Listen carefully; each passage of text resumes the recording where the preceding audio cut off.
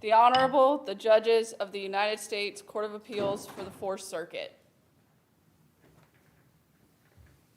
Oyez, oyez, oyez, all persons having any manner or form of business before the Honorable, the United States Court of Appeals for the Fourth Circuit are admonished to draw nigh and give their attention, for the court is now sitting. God save the United States and this honorable court.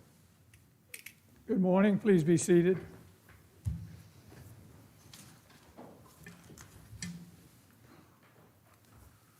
We begin with our first case, Barnett versus United States. And Mr. Callaway? Yes, Your Honor. When you're ready. Yes, Your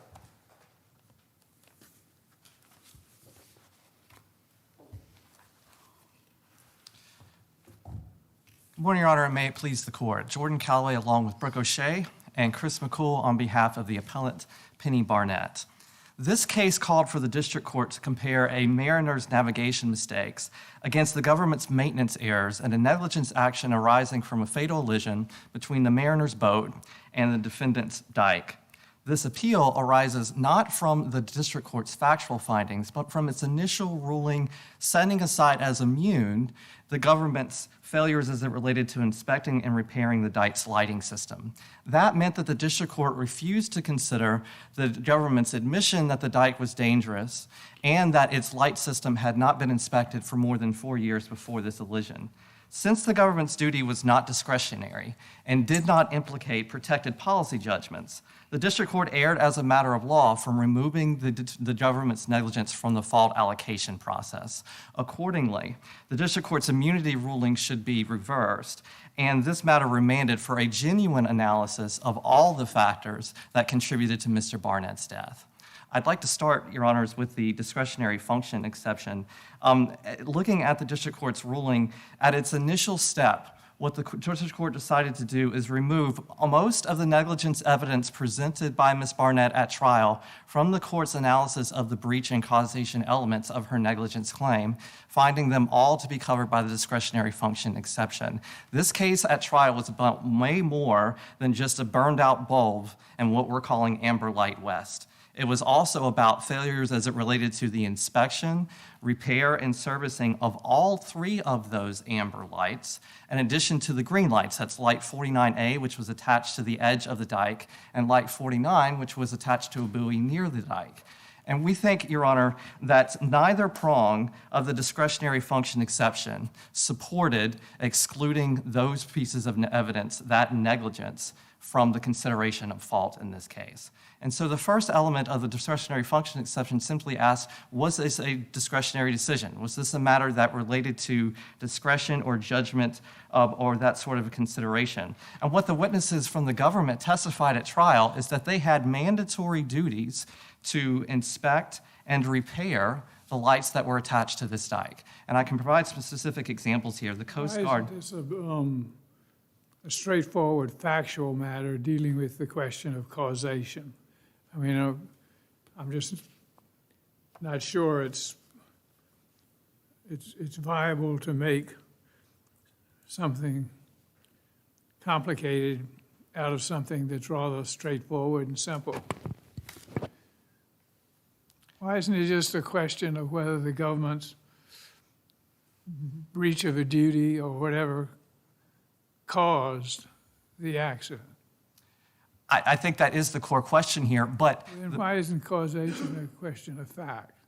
Well, causation would be a question of fact if all of the factors, if the discretionary function exception hadn't taken off the table things that should have been considered as part of the causation analysis. That's the core argument here, is that causation here, under the reliable transfer opinion from the Supreme Court, is that we have pure comparative fault here, which means we look at each side and says, what was this side do that contributed? What did this side do that contributed? And what I'm saying is that what the district court did in this case was take most of the negligence argued at trial and presented through evidence at trial off the table. And so when you get to that weighing of the fault of both sides, this side doesn't have everything that it should on the table. And that's the core. I get the argument that the discretionary function exception, in your view, took away some negligence issues, but I'll come back to that later. But even if everything you say is outside that rule, is correct. Would it be legal error for the district court to say that going full throttle outside of the green lights was the cause of this accident? The sole proximate cause? I think so, Your Honor, because what the district court did here is say that Mr. Barnett's negligence was a superseding cause. And we believe that that was a misapplication of the superseding cause doctrine. Let's assume that I think that's probably true. But the district court also just says sole proximate cause. And I'm not sure why that's wrong. Because, Your Honor, here's the way the other courts have dealt with this. The other courts have said, well, if there's a discretionary function exception mistake, right? If there is evidence that should have been considered not a discretionary issue and you didn't include it, then the right move is to remand. Can I ask you about, I will confess, I was a little surprised by this sort of very strong start of discretionary function exception because it didn't super well match onto my recollection of the briefs. So I pulled up your opening brief, and this is what I see on page 13. It says, as the district court acknowledged, whether the government adequately maintained the lights does not qualify as a DFE. Fair enough. And this is the next sentence of the brief, the part that just threw me off. Therefore, the flaws in the lights and the perceptibility of the lights are also beyond the DFE's reach. That strikes me as a gigantic logical leap that is not really supported. So let me put a way to ask you this. This court, my understanding, has said that decisions about how bright lights should be, how often they should flash, and where they should be located are all DFEs, right? That's bomb. So I don't really understand how questions about the perceptibility and flaws in the lights aren't shielded by the DFE. And when I look at your brief, I just see a single conclusory sentence asserting that they are. Let me explain it to our argument there. The district court did acknowledge that there is a duty under regulation, 33 CFR 6221 subsection D, that the obligation of the Coast Guard is to inform mariners of discrepancies and to correct those within a reasonable time period. And the question then becomes, well, what is a discrepancy? Well, discrepancy is defined in the ATON manual as being any light that does not function as prescribed. Now, that means a discrepancy is way more than just a burned out light. It can include issues with the flash sequence. In fact, there's testimony from... Issues with the flash sequence not flashing the way they're supposed to flash? Because it can't be issues with the Coast Guard made a misjudgment about how frequently they should flash. So you're saying the Coast Guard said they should flash every 2 seconds, but in fact they're only flashing every 20? Is that the kind of discrepancy you're talking about? The type of discrepancy we're talking about here is that the ATON manual says for lights like Light 49A that the quick flash is what should be used. But that's I think of this a little bit like in a products liability world, there's manufacturing defects and there's design defects. And as I read the way this law works is that they don't use these words, but it's almost like manufacturing defects are covered. If you design something, if the specs say this and it's not working the specs, you got a claim. And we also have something that says it can't be materially misleading or something like that. But generally it seems to me, should have you designed it better? Should you have had more flashes? Should you have brighter lights? Things that might in the normal tort world be kind of design claims off the table under the discretionary function exception. I don't think that's how the testimony from the... But it doesn't matter what the testimony is if that's what the law is. Well, but all that the law says is, the two prongs. First, is it discretionary? And then second, getting into it, does it implicate a protected policy judgment? And that's the other part that I think the court needs to grapple with here. Do these issues relate to a protected policy judgment? And I don't believe that they do under the case law that we cited. The most, I think, analogous case to this is the Centenario case from the Third Circuit, which found that the National Park System failure to maintain the lights in their parking lot was not a protected policy judgment. And the reason why is because this was a garden variety tort that any private person who had their property open to... Normally lawyers come and they're on the losing side of a summary judgment motion, and what they're seeking is a trial before a trier of fact. This comes up in a slightly different way because you've already had your trial before your trier of fact. And, I realize that losing parties in a trial always try to convert questions of fact into questions of law. But I would say a good 85–90% of the cases of this nature would come up and say, well, there's a disputed issue, this should go before a jury. But this one did. This one went before the bench. It was a bench trial. But given the fact that this spooled out before the bench trial, the conclusions that were reached seemed to me heavily factual in nature. I guess one of the things is you can look at things as a matter of contributory negligence, and you could say the decedent shouldn't have relied solely on lights to navigate. He had access to a GPS. He had a crewmate who should have posted as a lookout. He should have proceeded at a slower speed because it's nighttime. But these questions which go to contributory negligence also seem to me to go to the question of causation. And that is, ultimately, did a combination of the government's duty to repair and the lighting and everything, plus the defendant's lapses, the ultimate question is, combined, did those two things simply negate the proposition that a breach of any kind of duty caused the accident? And that was what the whole trial was about, really. What was the cause of it all? And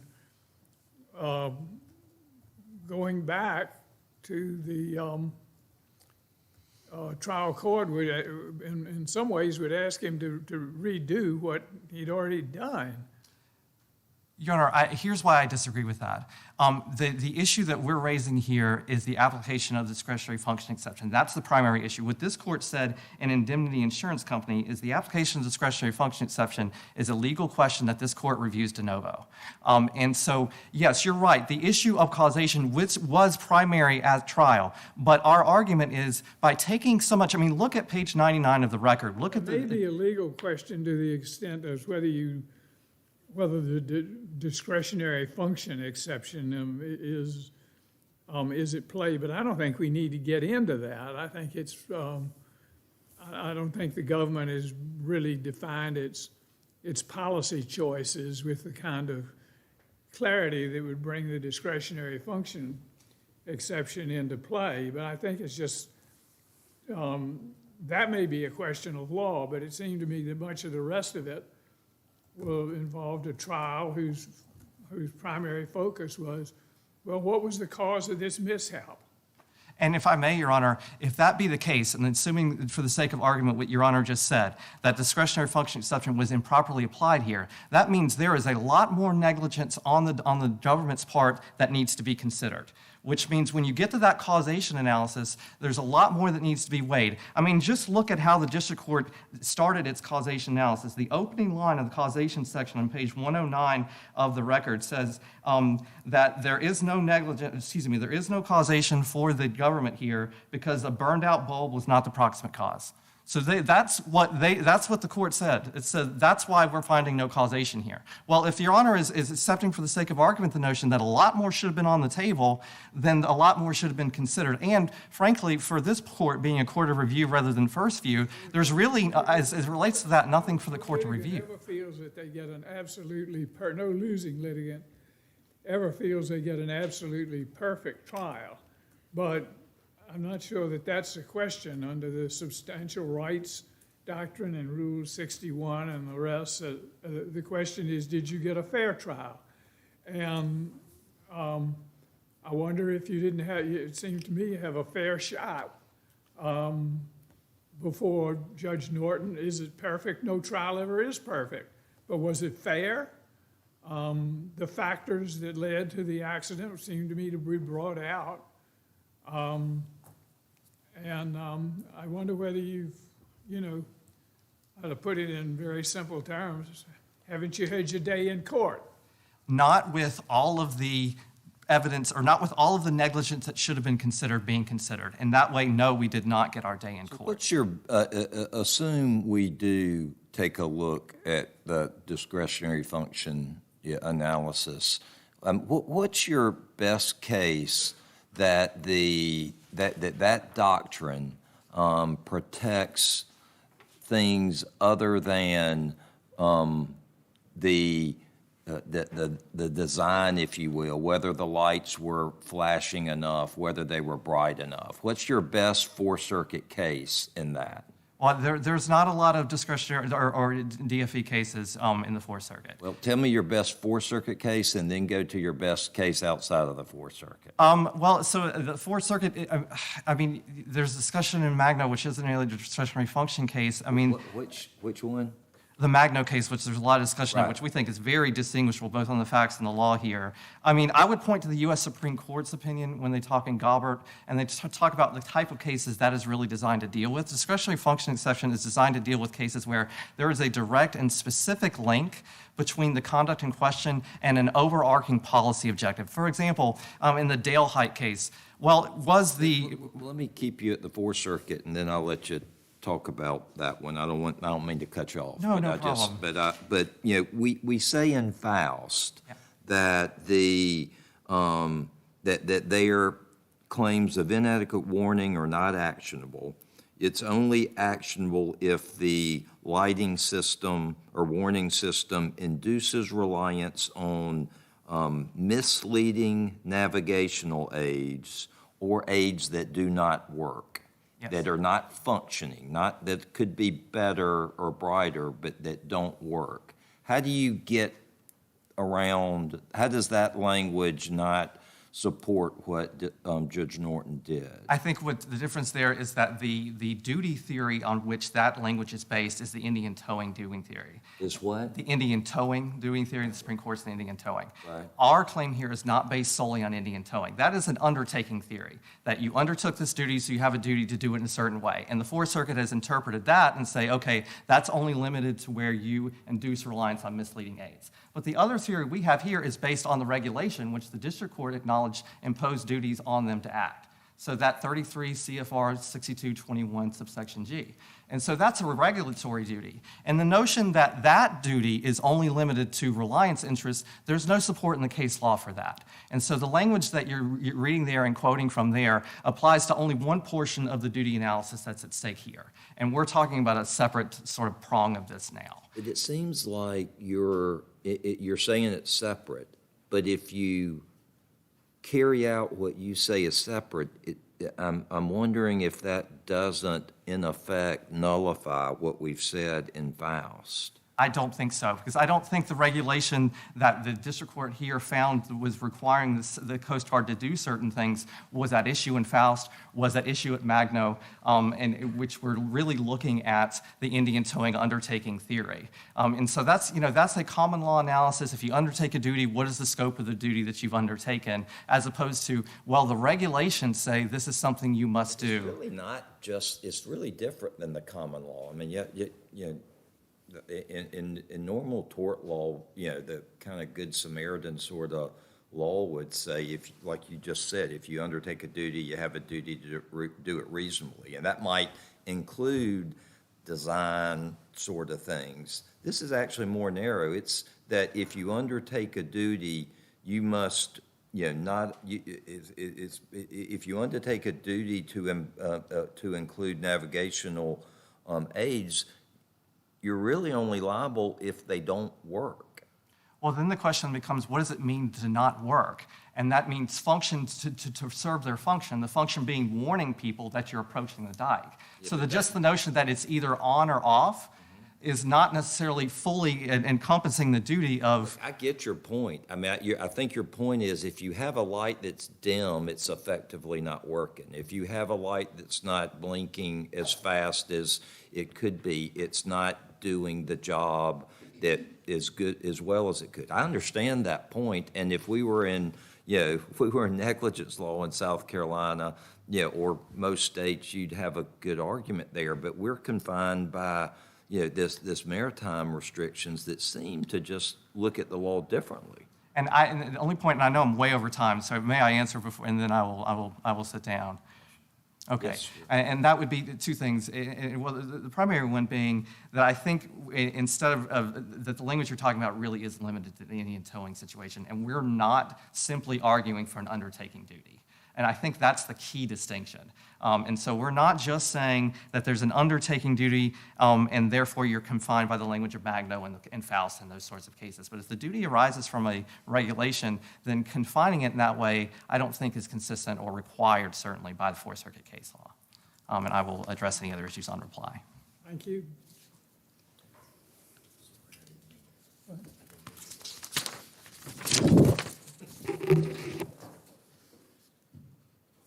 Mr. Murphy, we'd be pleased to hear from you. Thank you, Your Honor. Your Honor, you suggested that this case is really about causation because that's what the district court found, that there was no causation here because, in the plaintiff's words, Mr. Barnett's navigation mistakes were the sole cause of the accident. And I'd just like to put you on the evidence that supports the district court's finding, because I agree the law in this circuit is very clear, and the court simply had a trial. It's not as a discretionary function, like excluded All all I'm the... suggesting is that, you have the elements of a tort, or you have a duty, and you have a breach of the duty, and even if we assume that the government had a duty to have the light properly functioning, and even if we assume that there was a breach of that duty, there still has to be causation in order for liability to attach. And then it seemed to me that treating causation as a question of fact, which I always thought it kind of was, is a more straightforward way to address the case than going through the discretionary function. I think that's absolutely The discretionary right. function exception, I just wasn't persuaded that the government really indicated the policy choices that it had to make, or that it had the discretion to make. Why not just assume that there was a duty and a breach of the duty, and then just address whether the district court's finding on causation was clearly erroneous? Well, Your Honor, if I would just like to address that very question now, because one of the arguments that plaintiff makes is that the lights didn't work properly, that it wasn't just navigation mistakes, that there was some negligence by the government, and that one of the things they say is that there was no evidence to support the court's finding that the dike was well lit. There was evidence at pages 446 of your joint appendix, that exact phrase is used. It's repeated at 451 to 52. There was an expert in maritime and navigational safety who told the court, my opinion is that the dike was properly lit, and that's at page 566 of your joint appendix. More importantly, though, is what the district court really understood in this. Can you speak up for me? Yes. Even more importantly, what the district court really understood after this trial is that the yellow lights on the dike were not the critical lights that had to be working for Mr. Barnett to navigate. The key ones were 49 and 49 alpha. So there was testimony that the amber lights were not used to navigate. That's Mr. Murphy at Joint Appendix 1062. Counsel in district court kept trying to describe them as quote-unquote danger They lights. weren't used to navigate at all. They're not used to navigate. They just mark the dam. So the ones that are used to navigate are the green ones and the red ones. But you're saying that they weren't used to navigate. Or they Correct. Correct. well, So, but so that that's when the district court said that then there's no causal connection. One of the reasons is that these aren't navigation lights. And the problem for Mr. Barnett was that he was supposed to be navigating up the channel, and he came out of the channel. If you look at the chart that's on page 1 of our addendum to our brief, you can see the channel goes like this, and the dike is really pretty far away. You have to leave the channel by a long way. Can I just okay, so let's start with the discretionary function exception. Sure. Don't we have to answer the discretionary function exception? Because if the district court was wrong in concluding that certain alleged acts of negligence were not discretionary functions and fell within the DFE, then this trial took place on a materially incomplete record because the district court declined to consider evidence it should have considered, right? No, Your Honor, because the district court, I mean, again, whether the district court judge was right or wrong to do it, the district court said there's a whole bunch of things the plaintiff alleges were breaches of the duty. Those all fall within the DFE, so I'm taking those all off the table as a basis on which the plaintiff can win. And it's a legal error to decide a case based on a materially incomplete record. Again, I know you don't think the district court erred in doing that, but I don't see how we can assume for the sake of argument the district court erred in doing that, because if the district court erred in doing that, I don't understand how this case wasn't based on a materially incomplete record. So, Your Honor, first of all, the district court got it absolutely Sure. right. We completely I'm sure that's your endorse primary that. position. Right. But secondly, I think maybe anticipating this question, because it's kind of a difficult record where you have to understand where the lights were and what the navigation is and all of that. The district court did everyone a favor and said, let's say I end up having to broaden the scope a little bit. Let's say I'm wrong. Let's say that the light's not properly maintained. That's open to question, the court said, even though, in fact, the facts were, pretty clear. And then it did the superseding cause analysis. Well, now you run right into my second problem, which is I do not, with all respect to the district court, understand how in the world this is a superseding cause. Okay. Let me say, and this may not matter because you may get there. I totally understand the argument that the decedent's own negligence was the sole proximate cause. Again, I understand they think that the plaintiffs think that's wrong, but conceptually, I understand that. But I don't understand how this would be a superseding or an intervening cause. This strikes me as simultaneous, non-superseding, non-intervening, that all of the causation happens at once, which to me, this strikes me as very different, for example, than SOFAC, where as the court lays out the facts in SOFAC, the first bad thing happens, and then the court's opinion makes a very clear statement, and at that point, the first bad thing is over, it's done. And then the mariner makes an additional bad decision that is totally unrelated to the thing that the defendant did, and that's what ultimately got him in trouble. This isn't that case. All of it's happening at the same time. Their argument is that the dike is inadequately lit. Your argument is that he's navigating in the wrong place. This just does not strike me as an intervening or superseding cause. So, Your Honor, I think the point was I think one way to think about it is the government's supposed error is not keeping these lights properly maintained. As I say, that's wrong on the facts. There's record evidence, and they're also not used for navigation. But the other thing is, it was completely unexpected and unforeseeable that somebody going up this channel. That may be. That's I don't have a duty to do something that's unforeseeable. That's not superseding cause. Superseding cause is when someone has a duty, someone has breached the duty, and the question is, who caused it? And I think there's I think you could make two arguments. You could say the district court's discretionary function analysis was right, and with that, the decision was correct. I think you could also say, under these facts, if you go outside the channel at full throttle to lights not using your GPS system, that you're the sole cause. But give the plaintiff the benefit of all the things they say were wrong on the part of the government, you say those still didn't cause this under these facts. Right, I think that's what the court really meant. That may be what it meant, but that's a And that's what different term. it's importantly, it's also, that's what the record shows. Well, So there was a, he did say sole proximate cause. He did. So I think that's helpful. But and importantly, what I want Your Honors to know is that there was plenty of record evidence for that. So we're talking about assuming arguendo and what we can and what we cannot assume arguendo. But a court of appeals at the end of the day can affirm the district court on any ground.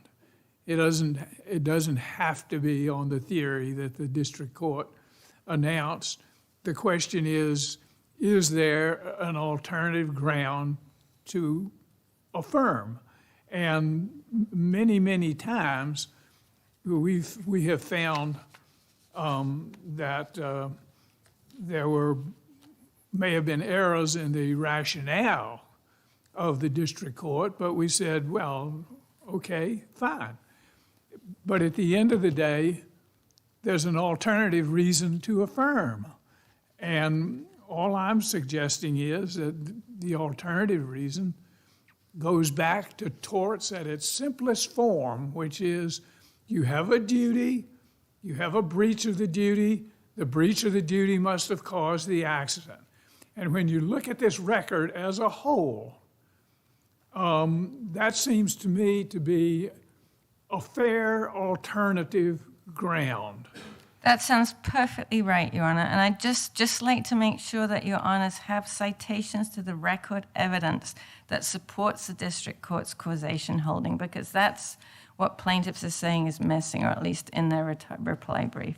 So there was an expert on maritime safety, and he told the district court, talking about the amber lights, and why the amber lights weren't a big factor. He said, when you have a fixed light such as 49 alpha that's bright and can be seen for 4 miles, this is the one at the end of the pier. These amber lights, I don't object to them. I think they're nice to have, but that's not what you're relying on. You're not formally utilizing them. And that's, You can say, I'm willing to say for purposes of argument, the government here may have screwed up. I don't know. I'm not sure. We might have said, oh, the district court screwed up the rationale. I don't know. I'm not sure.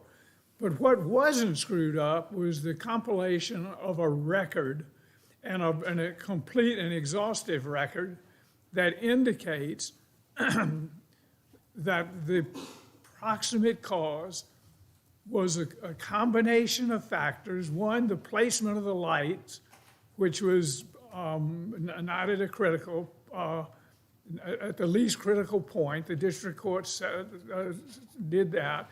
The absence of a lookout, he was going too fast for nighttime. There are a whole host of factors. And at the end of the day, sometimes things actually, even when great lawyers are involved, at the end of the day, sometimes things are simple. And you go back, I guess it may have been not on the first day, but it may have been on the second or third day in law school that I heard that the basic elements of torts were duty, breach, and the third element, which is causation. I think it was the third day of law school that I learned that. And that seems to me to be relevant. you're absolutely right, Your Honor. I'd just like to point out the previous thing that I read was at page 579 of the joint appendix. And to Your Honor's point, the district court did find that Mr. Barnett, he left the safety of the channel. It was inexplicable because he'd navigated the channel hundreds of times. He knew the dike was there. He wasn't using basic prudent mariner skills, and there's testimonies to support that, again, from the navigational expert. He says, I find it hard to understand how on a clear night with lights burning bright, with light 49 and 49 alpha with a nominal range of 4 nautical miles, how you can drive right into a dike like that. If you have any understanding or concept of buoy systems or safe navigations or seamanship, how you're running at a high rate of speed of night, I find unclear. And that's what the expert told the district court. We also know that Mr. Barnett was not using his chart plotter, which is that would have told him at least where he was in the channel, and he wouldn't have zoomed out at this unexpected place to go towards the dike. He had no lookout posted. He wasn't going at a safe speed. He was going fast enough that the boat was bouncing on the water and he couldn't see. That was at page 92 of the joint appendix. But most importantly, the critical navigational error which the district court found was he came out of the channel, he passed the green lights on his right, and everybody agreed that if you did that, you were going to T-bone the dike. That's at page 94 of the joint appendix, and the expert also testified at joint appendix 563 to 4. If he was in doubt about where he was, he could have slowed down and looked for the navigational lights and made sure that he'd stayed in the channel. He could have used the range lights. So you are absolutely correct, Judge Wilkinson. The district court looked at all these things and concluded, just as a factual matter, pretty much regardless of whether the government had this. The district court did a sloppy job here. I thought it did not. It did an excellent job. Did a conscientious job. Judge Norton gave the lawyer a chance to make his case. He explained what he's doing, why he was doing it. But the question of Civil Procedure Rule 61 indicates that we are to review these things, and we're going to have to ask at the end of the day whether substantial rights were infringed or disregarded. And I don't think that anyone was shortchanged here. You want to make sure that the legal process gave somebody a fair shot, and he had a fair shot. I think that's exactly right. And the discretionary function, didn't wipe out their case completely. The court had a trial. It heard all the facts. It concluded, based on the factors that we've talked about, that Mr. Barnett unfortunately came outside the channel and had a fatal accident, and it wasn't the government's fault. And as the court said, it's tragic. Everybody agrees that it's a tragedy, but it's not the government's causing. If your honors have no questions. Thank you. No. You have some rebuttal time, sir.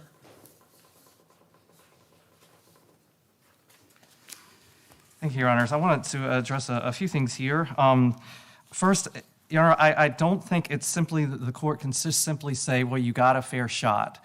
If, assuming for the sake of the court's argument as you have this morning, that the discretionary function exception was improperly applied here, that means that negligence evidence that should have been considered for the comparative fault analysis, for the causation analysis Your Honor keeps pointing to, was not considered. We did not get our fair shot with all the evidence that should have been considered on causation considered for causation. Okay, so let's say that I think that the most defensible way of getting where the district court got is sole proximate cause. Could you please identify a specific piece of evidence that was excluded that you think would bear on the question of sole proximate cause? Okay, so that would be, for example, the acknowledgement that they had a duty to inspect, and they hadn't inspected in 4 years. And so they had a duty to look to see if there are problems here, and they didn't do it for 4 years. But these are the lights that the district court said, fine, I'll assume maybe they're out, but that doesn't matter because that's not what caused this accident. How does that help? Because it shows they had, well, there was plenty of testimony to suggest that those lights were not visible that night. The district court said that's not the part of the dike he ran into, so it doesn't, whether that light is out or not, whether or not they failed to inspect or not, whether or not it was super duper duper negligent to not inspect those lights, none of that matters because that allegedly burned out light isn't anywhere close to where he ran into the dike. And just factually, but that's one light. But okay, I know, but that, right. Yeah, so we're talking about the other two lights. The other two amber lights were not perceivable either. But those are the lights the district court found were on. On. So again, maybe they were negligent at not checking those lights more often, and maybe that was super a breach of duty. But if the lights were on, who cares that they didn't check them? I will say up front, Your Honor, I think this is a question the district court needs to answer, because otherwise this court is stepping into the role of fact finder, because you're completing the record that the district court didn't complete. No, I'm not. The district court's, as I read the district court, what he essentially said is maybe some lights weren't maintained, maybe some lights were on or weren't on, but none of those lights are anywhere close to where he ran into the dike at a place where the lights were on. The district court said all of those things. And so it seems to me that in order to explain how any of these alleged errors would affect the proximate cause holding, you have to explain how evidence the district court excluded, in your view, improperly, would have called into question that conclusion. Well, I think what the district court actually said is because Amber Light West was not out, or was out, that was not a causation. That was the district court's conclusion. It didn't consider anything else about any of the other lights. Its focus was solely on Amber Light West. The district court said that this was the least important light of all the lights that were out there and that came into that it might have implicated the government's duty to maintain them. The district court said this is the least important one. And that the reason is that it is the closest to shore and it is not going to mislead a mishap in the middle of a channel or what have you. Now, you know, that goes very directly to the question of causation. If it had been the most important light, maybe the district court might have reached a different conclusion. But he said, this particular light is very peripheral to the entire navigational course that was pursued. Now, that's only one of the factors that the district court pointed to.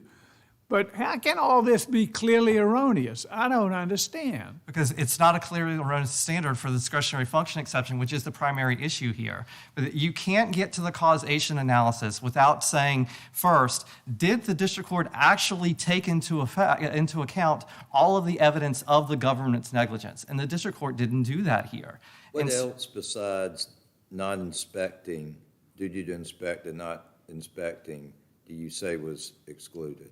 For example, look at I would direct the court to page 1303 of the record. This is testimony from Coast Guard Aid to Navigation Specialist, Mr. Merrill, who testified that the lights need to be modified as the environment around them changes. And he specifically testified that there is an aid to navigation servicing unit that's required to go out and patrol looking for these issues. And there's also testimony from Mr. Kiefauer and Hondred on similar duties to both inspect and to deal with these issues. And I would also note that, I mean, when we're talking about here, does any of this matter? Would any of this affect the analysis as it relates to causation? I would point the court, for example, to page 1305 of the record, where the testimony there is that, look, when it comes to all of these issues, changing flash sequences, all of these things, changing brightness level of these lights, it's like flicking a button on a remote control. It's no different than you and I changing the channel when we're watching football on Saturday. That's how easy this would have been for them. That's how easy it would have been to change this, to make this easier, make this better for people, for a place where there have been multiple people who have died at this dike. A contractor for the Coast Guard itself has hit this dike. There have been multiple fatal collisions at this dike over a period of 3 or 4 years preceding this incident. That was documented in a Coast Guard report. Well, thank you. Thank you, Your Honor. Thank you. Let me ask my co-panelists if they have further questions. I do not. We're fine, thank you. Thank you, Your Honor. We will come down and we will greet counsel and move into our next case. Oops.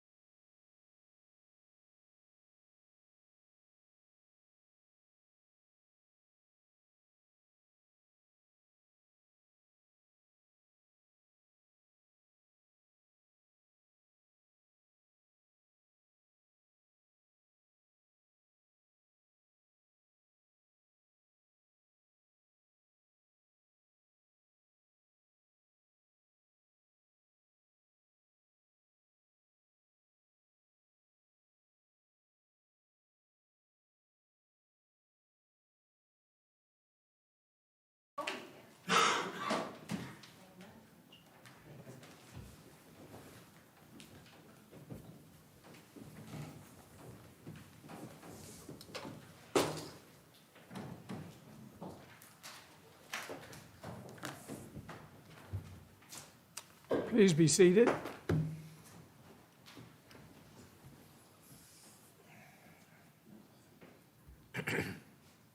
And we'll get into our case, Druva versus Curiosity Stream.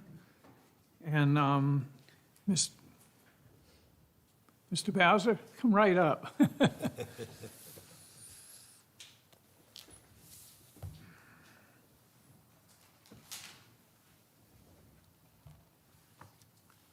Let's wait for everybody to be seated here.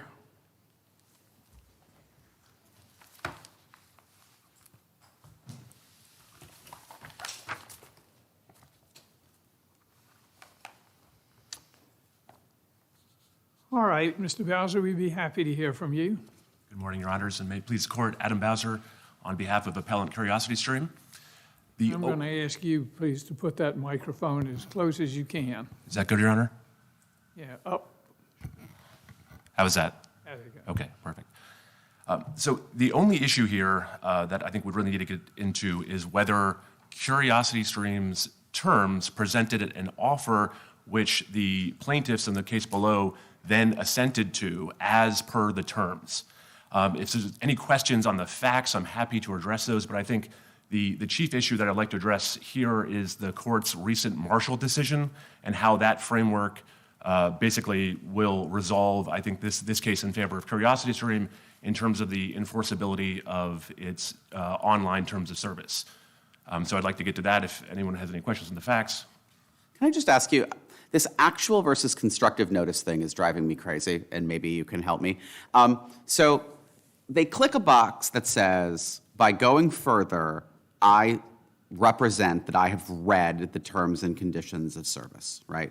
That broadly speaking. I know I'm not quoting it exactly, but broadly speaking, and then those terms of service say that by doing this other thing, I agree to arbitrate. That, at a high level of generality, is the way this works? Correct. Okay, so I'm trying to figure out how to deal with the possibility, nay likelihood, that they did not, in fact, in the world, read the terms of service. Because, let's be honest, everyone goes to websites, and lots of people click buttons that say they read things that we all know they didn't actually read.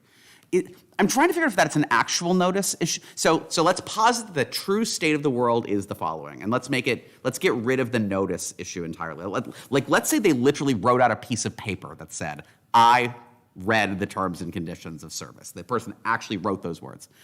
That's true, and it's also true that as a factual matter, the person did not, in fact, read the terms of service.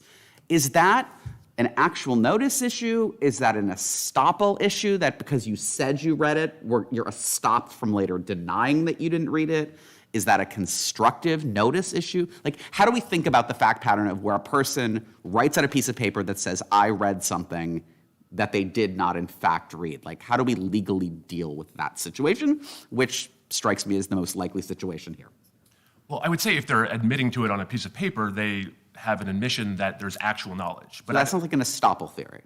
I think so. Like a kind of like you're not, having said you read it, you're not allowed to later claim you didn't read it. Correct. I mean, at the end of the day, we don't need to get there because we just need inquiry notice under Marshall. Uh-huh. And so I think where the district court goes fundamentally wrong Is the inquiry notice in the whether you have a conspicuous offer? Because Marshall dealt with whether there was a conspicuous offer, and it said no. Here, the district court said there was a conspicuous offer, and it gets the assent part of it, right? Correct. She said the layout of the offer was conspicuous. They would have seen that. And then we get to the manifestation of assent, which is where I think the real legal error comes into play. That was why Marshall spends a lot of time on the first part and some time on the second part, but mostly on the first part, and that seems to influence the second part. I do believe here we have to analyze, the first prong and the second prong distinctly, because I think that's where the error resides. And so this is the key point. So you have the first prong of Marshall is notice of the offer. That's distinct from the offer itself. So what the district court did was essentially overlay the second prong, manifestation of assent, back into the first prong. There had to be some sort of a duplicative manifestation of assent on the sign-up page, whereas what the sole purpose of the notice of the offer, the notice of the terms, is to get you to the offer. And then we get to, this is probably second day law school, Your Honor, where we're talking about basically the offer controls what is the manifestation of assent required. And so the sole purpose, again, and I think I would just like to clarify or read from Marshall directly, where she says, Marshall does not dispute that a conspicuous alert on the screen before her, drawing her attention to the existence of contract terms elsewhere in the document, would have been enough to put her on inquiry notice of those terms. That is a wise concession. Courts, including in South Carolina, generally find that when a website provides clear and reasonably conspicuous notice that there are contract terms available by scrolling down or clicking a hyperlink, the user is on reasonable notice of those terms, even if she never reads them. So let me, I'm wondering if our decision here isn't governed to an extent by our precedents. Judge Harris recently wrote an opinion in Marshall v. Georgetown Memorial Hospital, which dealt with this issue. And she emphasizes in that opinion that the notices of an offer must be clear and conspicuous. And the notice of the offer in Marshall was much clearer and more conspicuous than the notice here, and yet our Court of Appeals said that it was not sufficient. And the notice in Marshall actually had emblazoned in capital letters, application process is subject to arbitration. And so why isn't, given the fact that we have a recent decision by this court, and this seems to me to be less clear and conspicuous than that, and even something that was more clear and conspicuous was still held to be insufficient to set up an arbitral contract. And so I'm wondering whether we are not under some obligation not to create a riptide within our own precedent. Well, I would say Marshall is, I would respectfully disagree on the facts of Marshall where it was clear, because what the facts of Marshall were that there was a submit button at the top in isolation that didn't signify anything. There was no notice from the submit button that there were terms on offer. There was no legally binding language around there. What the notice you're referring to about the employment application is subject to South Carolina law, and I believe what Judge Harris was saying there was that was not in any way an indication that there was a contract on offer, just what law would apply. And then you get down to the fact that... Well, but the terms in the Marshall case were at the bottom of the screen, and the terms in our case are on an entirely different page. And in terms of clarity and conspicuousness, again, it strikes me that the Marshall notice was found wanting, even though the terms were on the same page. And here you have to scroll to a different page to find it. So, you know, I just don't want our precedent to be going this way and that way. I would welcome the opportunity, if it makes sense to your honors, that we would have some supplemental briefing on Marshall that came out after our briefing closed, if that would be helpful. But if not, the whole point of Marshall was that there was not even a contract on offer in that entire screen. Here, and I think what Marshall makes clear is that you need to give someone notice of the existence of the terms, and that is effectively the essence. If you ruled against here that putting people on direct notice of hyperlinked terms, that is the essence of internet contracting generally. I think that would create chaos if... One of the questions you ask in these sorts of cases is how easy is the fix? It's not all that easy for the subscribers to fix the situation, but you can save yourself so much trouble in the future by just saying we read and agreed to. The fix, from the standpoint of those who offer subscription services, is so easy here. And that's one of the things it seems to me you ought to ask, who can adapt to the ruling and who can make the fix. And the fix on your part is pretty darn simple. I would agree that we can modify. So if you were a lawyer and you were advising on how to set up your web page, wouldn't the first thing you do be go to your client and say, wait a minute, it's not enough just to say that you've read something. You gotta make it clear in that same line that you agree. As a lawyer, you would go directly to your client to make sure that was done. If that were a legal requirement, yes, I would recommend that. But I think the point here is they are agreeing. I think it's just it's an emphasis on, hey, you're about to click. So I guess logically, if you just had by subscribing, I agree to the terms. But don't you read things you don't agree with? I read things all the time, and I find myself saying, I don't agree with that. That's a good question, because let's take it to the paper contract example, where you have your deed for your house. Like, you're going through that, if you're even, in the closing office, going through it really fast, initialing everything. Then you get to the 8% interest rate. And you say, well, I don't agree with that. But then you go on and sign the agreement. That's the point here, is that they had inquiry notice. Ask, what did you sign? You signed something, that said that you'd read it. The point is, on this internet contracting, there's a great danger that people can be caught by surprise on something. It's not the kind of carefully negotiated contract that we see in the normal business world. And with many, many contracts, you have a sense of who the opposite party is. And you have a sense of trust, or you have a sense of mistrust.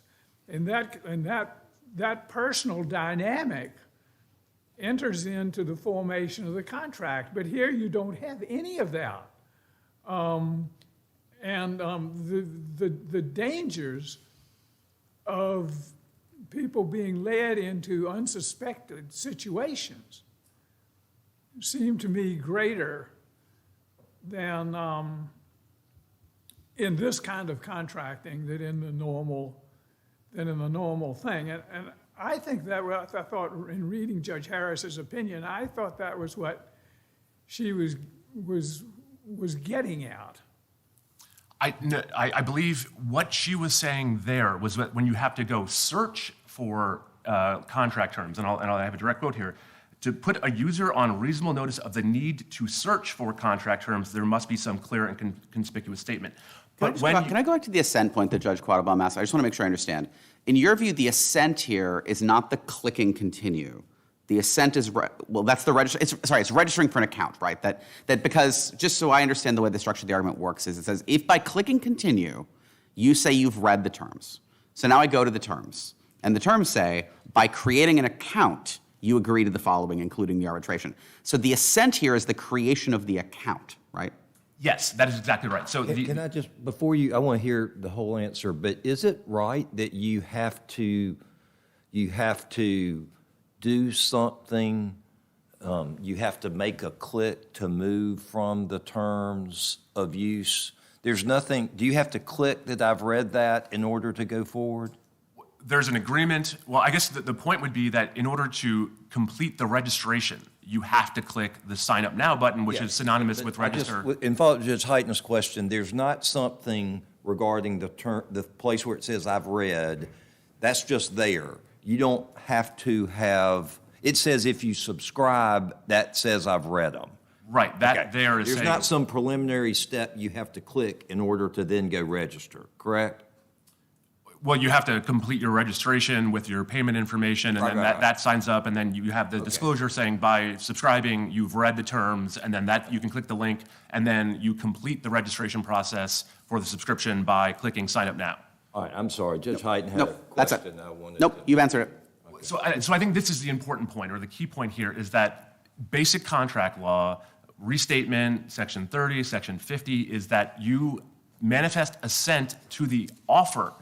That's so we define how manifestation of assent is in very clearly in the terms themselves. The terms are the offer. And so again, where I think the district court goes wrong is by requiring, once you know there's a contract on offer, that makes you look at the terms. That's Meyer, that's Mello v. Zumper. Even if you go back to Nguyen, the kind of the Ninth Circuit fountainhead case for all of this, the Barnes & Noble, where they're talking about browse wrap versus click wrap, they cited favorably to a case that simply said review terms with the hyperlink. That was good for the Nguyen case as well.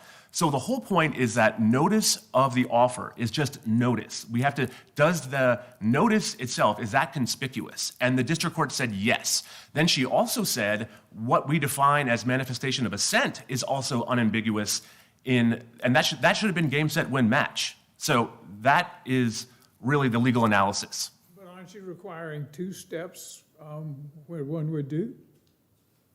Well, how would you, I guess as a conceptual matter, and if we're taking about by subscribing, I agree to the terms. Logically, how would you know that's an offer unless you clicked it? Like, what are you agreeing to unless you read it? The whole point of the notice is that you're just putting someone on notice, inquiry notice that terms exist.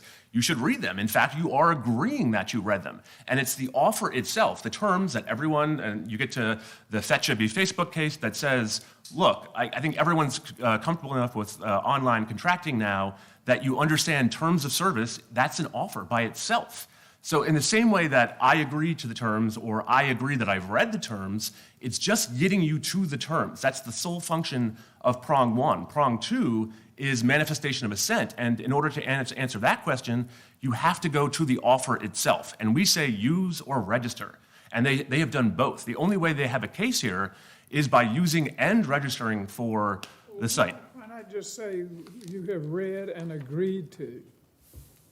It's just 3 words. People do that, but I guess the point would be You even agree in that Marshall. That would be sufficient, don't you? It would be sufficient but not necessary. I believe Marshall specifically says as long as you clearly tell someone that use could bind them, that's also a way of. So the bottom line for contract law is that as the offerer, we are the master of our offer. And as long as we clearly communicate what is going to bind someone to the terms, then, and if they do that, that's the manifestation of assent. So I know I'm out of time, and I'm happy to take up anything on rebuttal, but if you. All right, thank you, Your Honor.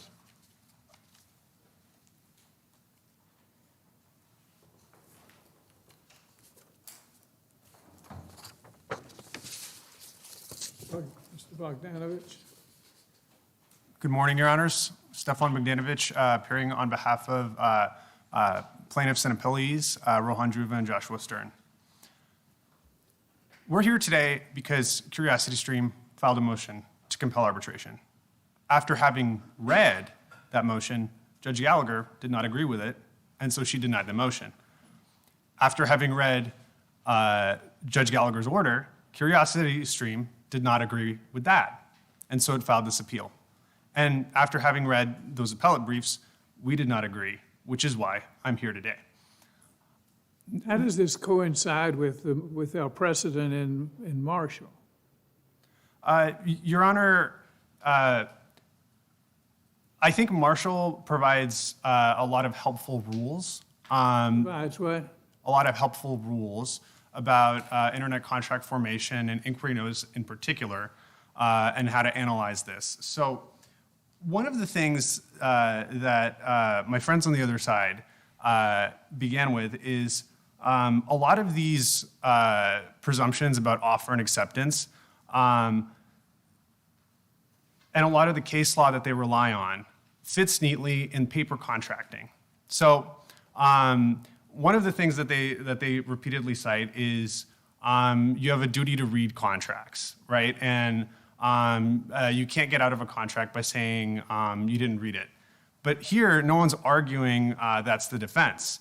Here, Okay, so this is really important. So do you agree that for purposes of deciding this case, we have to assume that your clients read the terms? no. They clicked a box saying, I've read the terms, right?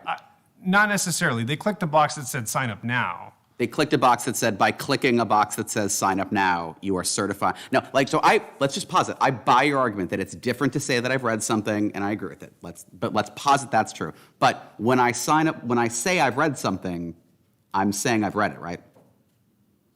If you say that in common And I parlance, know there's a footnote in your brief that says other courts. You do not ask us to affirm that Judge Gallagher did not decide this case on the theory that your clients did not read the terms, right? Right. That's correct. And you have not asked us to, you have this like weaselly little footnote, but there's not a section of your brief that said, even if the district court was wrong about what she said, you should affirm on the alternative grounds that she was wrong in assuming we read the terms. That's not the ground you're asking us to affirm on.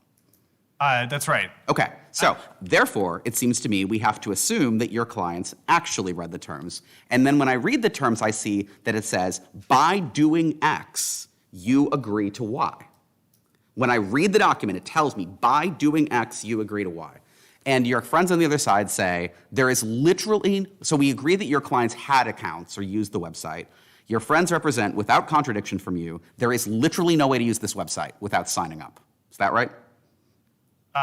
You can't see any videos on this website unless you create an account. That's correct. Okay, so therefore, I think it seems undisputed that your clients did in fact create an account, which is the very condition that the terms say, if you create an account, that action is an agreement to the terms of service.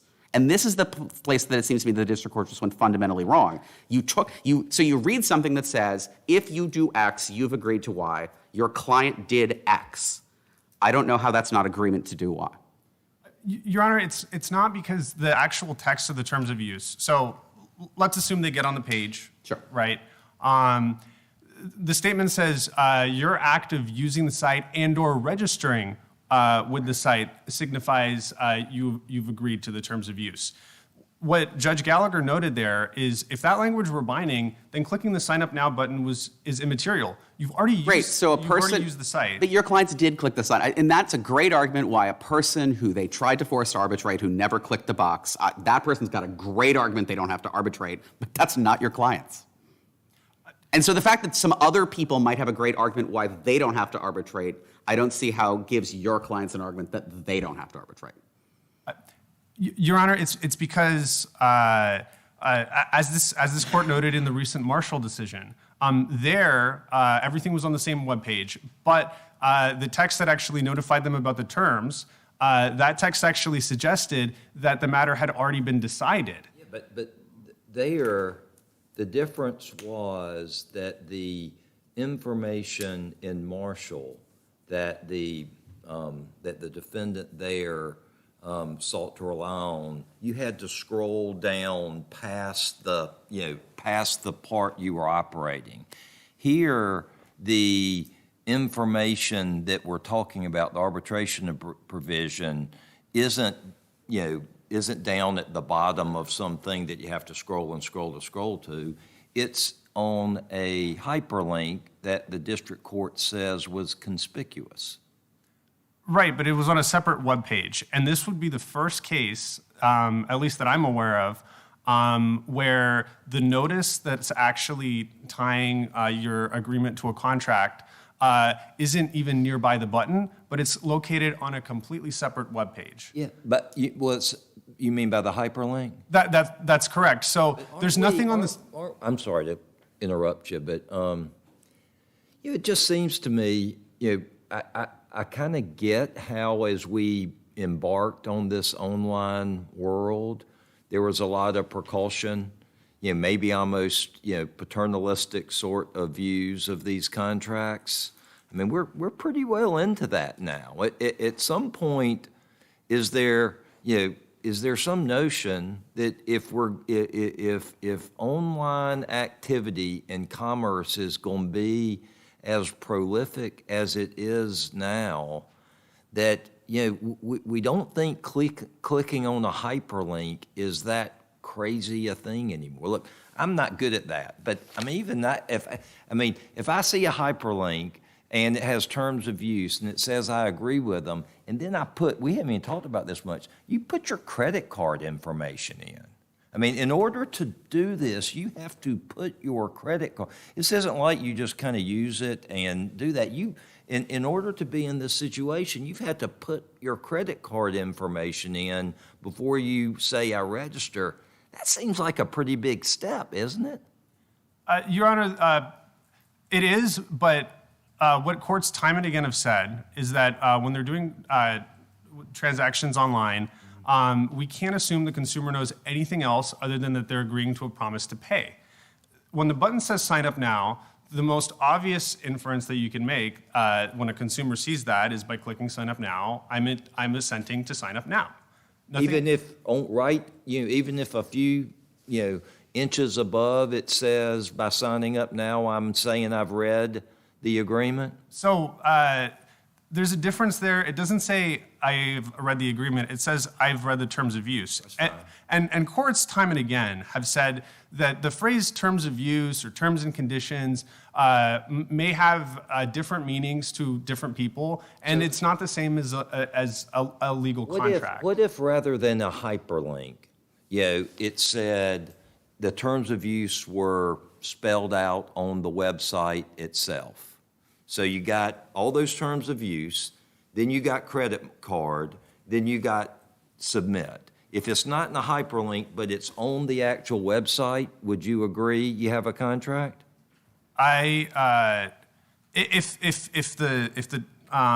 Imagine this website, everything that was in terms of use was cut and paste, and he says, we're going to put it on the website. We're not going to make you click to the hyperlink. It's on the website. And that would very likely be enforceable, yes. And I wouldn't be here arguing there was an unambiguous. Really? If it was on the same. Some recognition of who we're dealing with here. These are not the people who are doing this. Are not the most sophisticated people in the world. And in addition, what lawyer represents them? They're not represented by counsel in the way that in most contract formations they are. They're not sophisticated in the ways of business. They don't know what they're waiving really when they go to arbitration, that they're waiving their right to a trial, that they're waiving all of these things. They're not aware of all that. And as I say, you have unsophisticated, unrepresented people who are waiving an important constellation of rights, and we're not making it perfectly clear to them. And as I say, when you look at these sorts of cases, you ask, which party can adjust? The universe of consumers can adjust, but the people who have the lawyers and the sophistication can adjust. They can read it, and they can make it clear, all in one place, that you not only read something, but that you agree to something. And you have to understand who the different people on the opposite sides of the table are. And they could not be more different from classic contract formation principles. I mean, That's absolutely correct, Your Honor. And, again, our friends on the other side want to analogize this to paper contracting. Here's the big difference. In the old-fashioned days, say you're at a car dealership, the salesman's worn you down all day, and then they pass over the paper contract in front of you and they ask you to sign on the dotted line. The law has said in that kind of a circumstance, even if you haven't actually read it, we'll assume you agreed to it by your physical act of putting in your signature and signing on the dotted line, because it's crystal clear to you that what was presented to you in that moment was a contract. When you're simply on a website clicking through pages, it's not obvious that what's being presented to you is a contract. Just put it in one place. And as I say, the fact that you've read the terms of the agreement, I'd say 50% of the stuff that I read during the course of a day, I don't agree with it. And, That's exactly right, Your Honor, and that's the difference between if you're being presented with a contract and you sign it, that's different than if you're being presented with a legal brief. Or in this case, when all you're simply presented with is a hyperlink to a terms of use. Can I go back to something you said about hyperlinks that just struck me as jarring, and I've asked someone to. You suggested there was something remarkable about saying that you can be bound by hyperlinked terms of use. Doesn't Marshall itself say you can be bound by hyperlinked terms of use? As long as they're reasonably conspicuous, but there's no rule that says the terms of use can't be hyperlinked. Let me. And the Second Circuit has also said that, applying California law. Yes, Your Honor, and So there's no. clarify, We would not be the first court in the world to ever say you can be bound by hyperlinked terms of use. No, you'd be the first court to say you could infer the unambiguous manifestation of assent, where the language telling you that your click signifies assent is not located near the button you're actually clicking, but on an entirely separate web page. That's what I meant by that. Okay. In terms of this court's decision in Marshall, to Your Honor's Wilkinson's point, it's incredibly easy to create an enforceable contract online. Sure. And I don't mean to cut you off, but I think Judge Wilkinson's right. I mean, if they had, it would have been very easy to say read and agree. I mean, that we see those all the time, and so I don't think, but I'm not sure. Maybe you can tell me why I'm wrong here. That just because you could have done that makes not doing it unenforceable. Those are different things. I mean, maybe the best practice is to have a box probably and say you got to click it to go. Well, then we know we're there. But I don't know if that's what the law requires. And I also hear you. I think you're right. I didn't see any case that affirmed a situation like this as a valid contract. Also didn't see any case that involved that rejected a situation like this. This is kind of different than most of the cases I saw. Your Honor, it is different. However, again, I think what we come back to is one thing that the First Circuit, Second Circuit, Ninth Circuit, and 10th Circuit have all said is that if we don't have proof a consumer actually knew about the contract terms, to find inquiry notice, the unambiguous manifestation of assent is essential. But that's the problem with if it said, for example, if it just said by clicking I agree, then there's an argument you're not on notice. But the problem here is what it says is I've read. And I'll just ask you the same question. Ask your friend on the other side. So for purposes of this question, assume for the sake of argument, as Judge Gallagher concluded, that the statement I've read was sufficiently prominent to alert a person to it, okay? Like, let's imagine your clients wrote out a piece of paper that said, I've read the terms of use. It just seems to me that fundamentally your argument depends on a claim that your clients did not, in fact, read the terms of use. And it's just, like, whether it's estoppel, whether it's inquiry notice, whether it's actual notice, I just don't understand how a person who says, I've read something, can then later claim, I haven't read something. Again, I don't think the question is whether or not the consumers read or didn't. No, but I think it does, because once you've read it, if I assume that you've read it, I assume you saw the language that said, when I then do X, I've agreed to Y, and then you do, like, acceptance via conduct is something I learned on day 4 of, like, I don't know, but there are 2 ways to create a contract. One to create a contract is that you make an offer and I say, I accept your terms. And the other way is that you say, I'd like to make a contract if you agree, do X. And when I do X, that's acceptance, right? That's black letter contract law. It is when it's obvious to you that what's being offered and accepted to is a contract. And again, online, time and again, courts have said we can't necessarily assume that. So can I ask you, the other thing that I want to make sure I get a chance to ask you is the implications of your position. It's not just that you're not bound by the arbitration clause. It's that you're not bound by any of the terms of use at all, right? This argument that you're making is not limited to the arbitration clause. This, like, if I read doesn't mean I agree to, That means that you didn't agree to any of the terms of use, which means that you have a contract that has no terms of use, which seems weird, right? Your Honor, by inputting your credit card information, you're agreeing to pay for the service. No, you just inputted your credit card information and like. The arbitration thing is in many ways a subject all its own.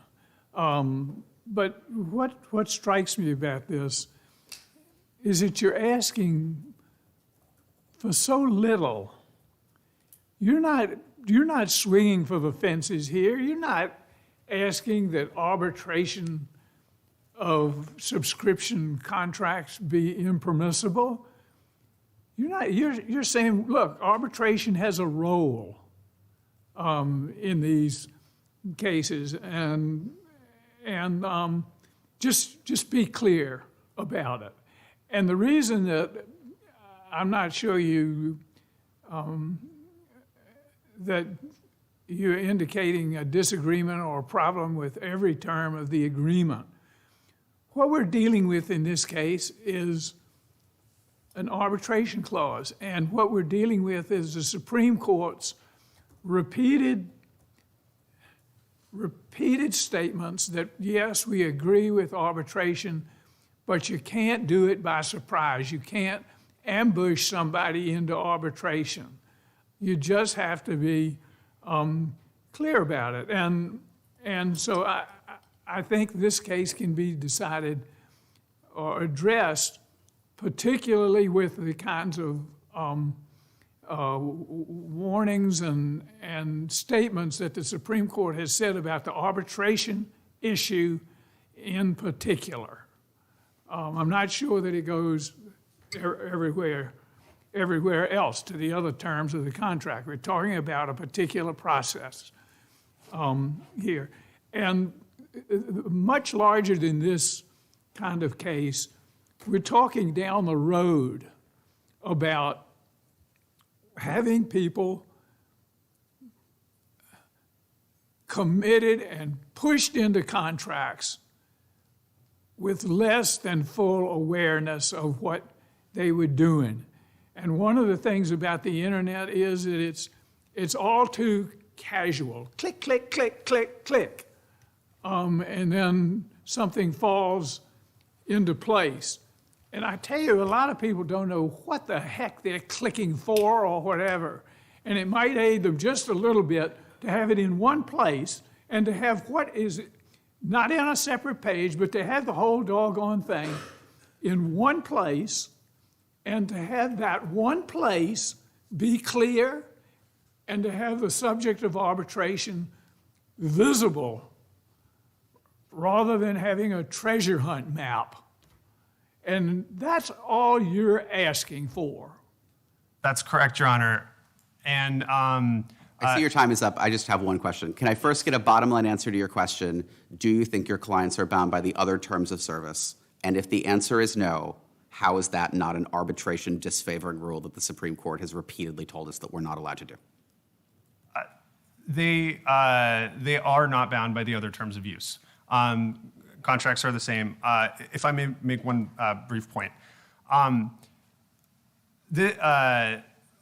As this court noted in Marshall, in order for a button click or some kind of action online to manifest dissent, the notice near the button, they've required the notice to be near the button, and they've required it to explicitly notify them of the legal significance of the button click. So here, the notice was not near the button. The notice was continued onto a separate web page. And then the ramifications of that, if you are to allow this type of Russian nesting doll notice, where, as Judge Wilkinson's noted, they're requiring you to go on a treasure hunt to a separate page, what's to stop a person from citing that opinion later down the line and saying, then when you actually, you're on a web page, it says, Then we get into the totality of the circumstances litigation and say, well, what if it's on 3 pages, or what if it's on 2.5 pages? And then we go into that sort of fact-bound totality of the circumstances stuff, and it's litigious. And the question is why you don't cut it off at the beginning with clarity. Clarity has as its virtue the minimization of litigiousness. And, we can think of, I can think of all kinds of fact-specific cases that that will follow in this wake. But there's a way for good lawyers and good clients to make it all clear, and with that, they will foreclose not every piece of litigation, but they will foreclose a substantial bit of it. That's right, Your Honor. And again, the onus is on website providers. They have complete control over their website. It's incredibly easy for them to design a checkbox that says, I read and agree to the terms. Thank you. Mr. Bowser, you have rebuttal time.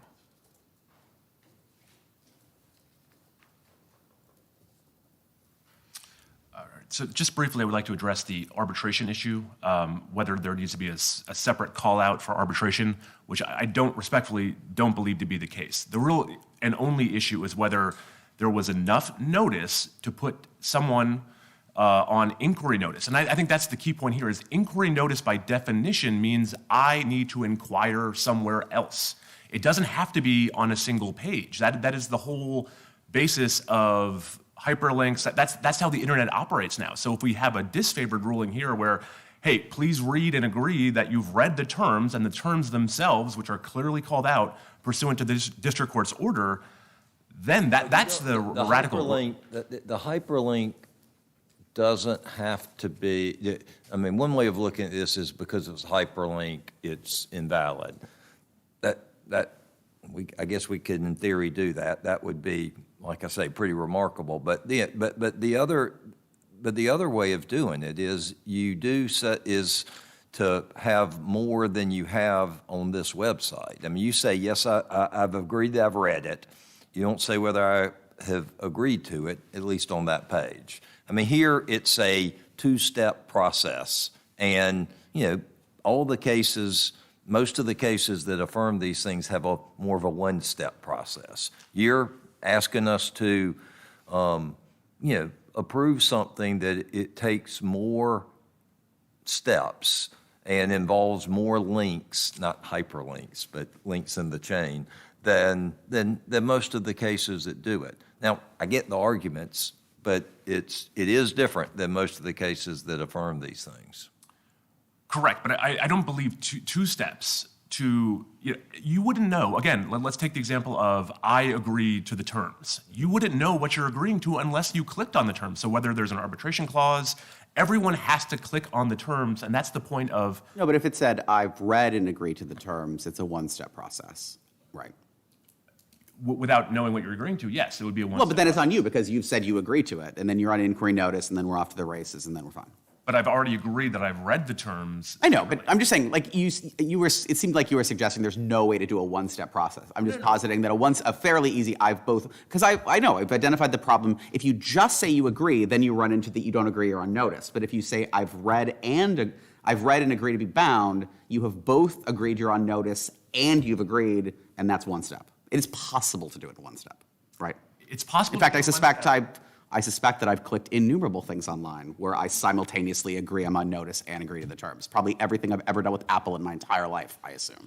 Right, and let's take paper contracts where, I believe you were on the pro football case where you were talking about turnover for terms on the old tickets. Where does this notion of inquiry notice end?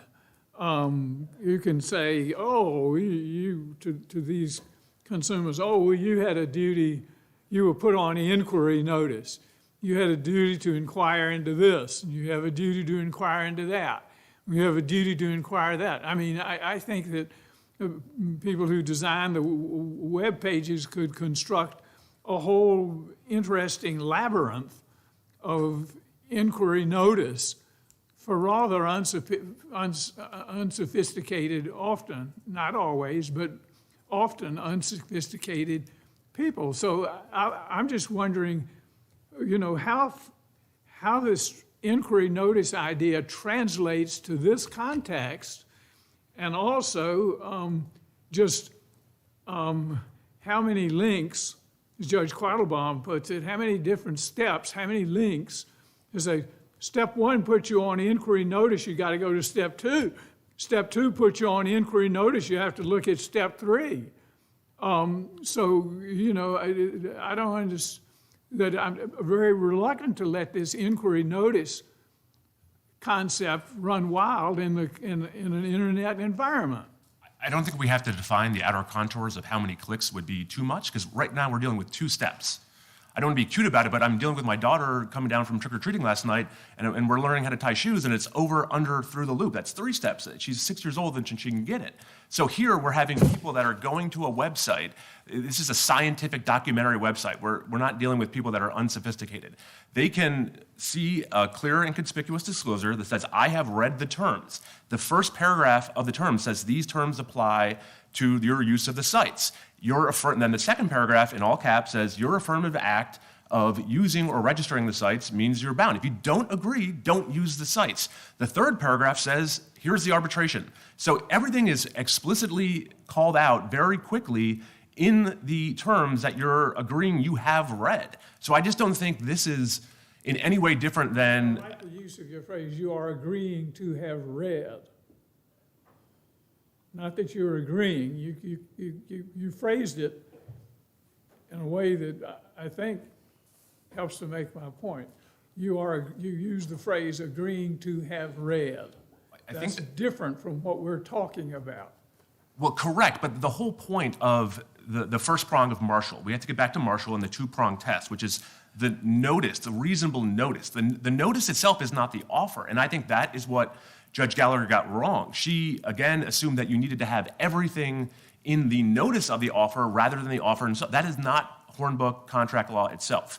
Again, the offer defines how you manifest assent, and that has always been the law. So whether you're in a car dealership signing a paper contract, not represented by attorney, has an arbitration clause, or, let's get to I think one of the key cases here is the Southern District of New York says it is not too much to expect regular internet users to understand that the hyperlinked phrase terms of use is really a sign that says click here for terms of use. If we want to get what's not too much to expect, that's an argument that's very double-edged. It's not too much to expect of you to do. Do you understand that that's a tricky phrase you just used? Well, I think when we go back to Marshall, all they're asking for in the first prong of notice is that you know about the existence of the terms. That puts you on inquiry notice, and particularly here, where I believe the emphasis on, they're not trying to hide the ball. They're saying, hey, you're about to enter into an agreement. Please read it rather than just clicking right through it. I don't think there's any type of trying to hide the ball here. It's a paraphrase. Okay. Okay. Thank you. Hold on All right. a minute. Any Judge questions? Quattlebaum, do you have any further questions? I'm good. Judge Hayton? I'm good. All right. Thank you, Your Honors. I want to thank you, and we'll come down and greet counsel, and then we'll move into our final case.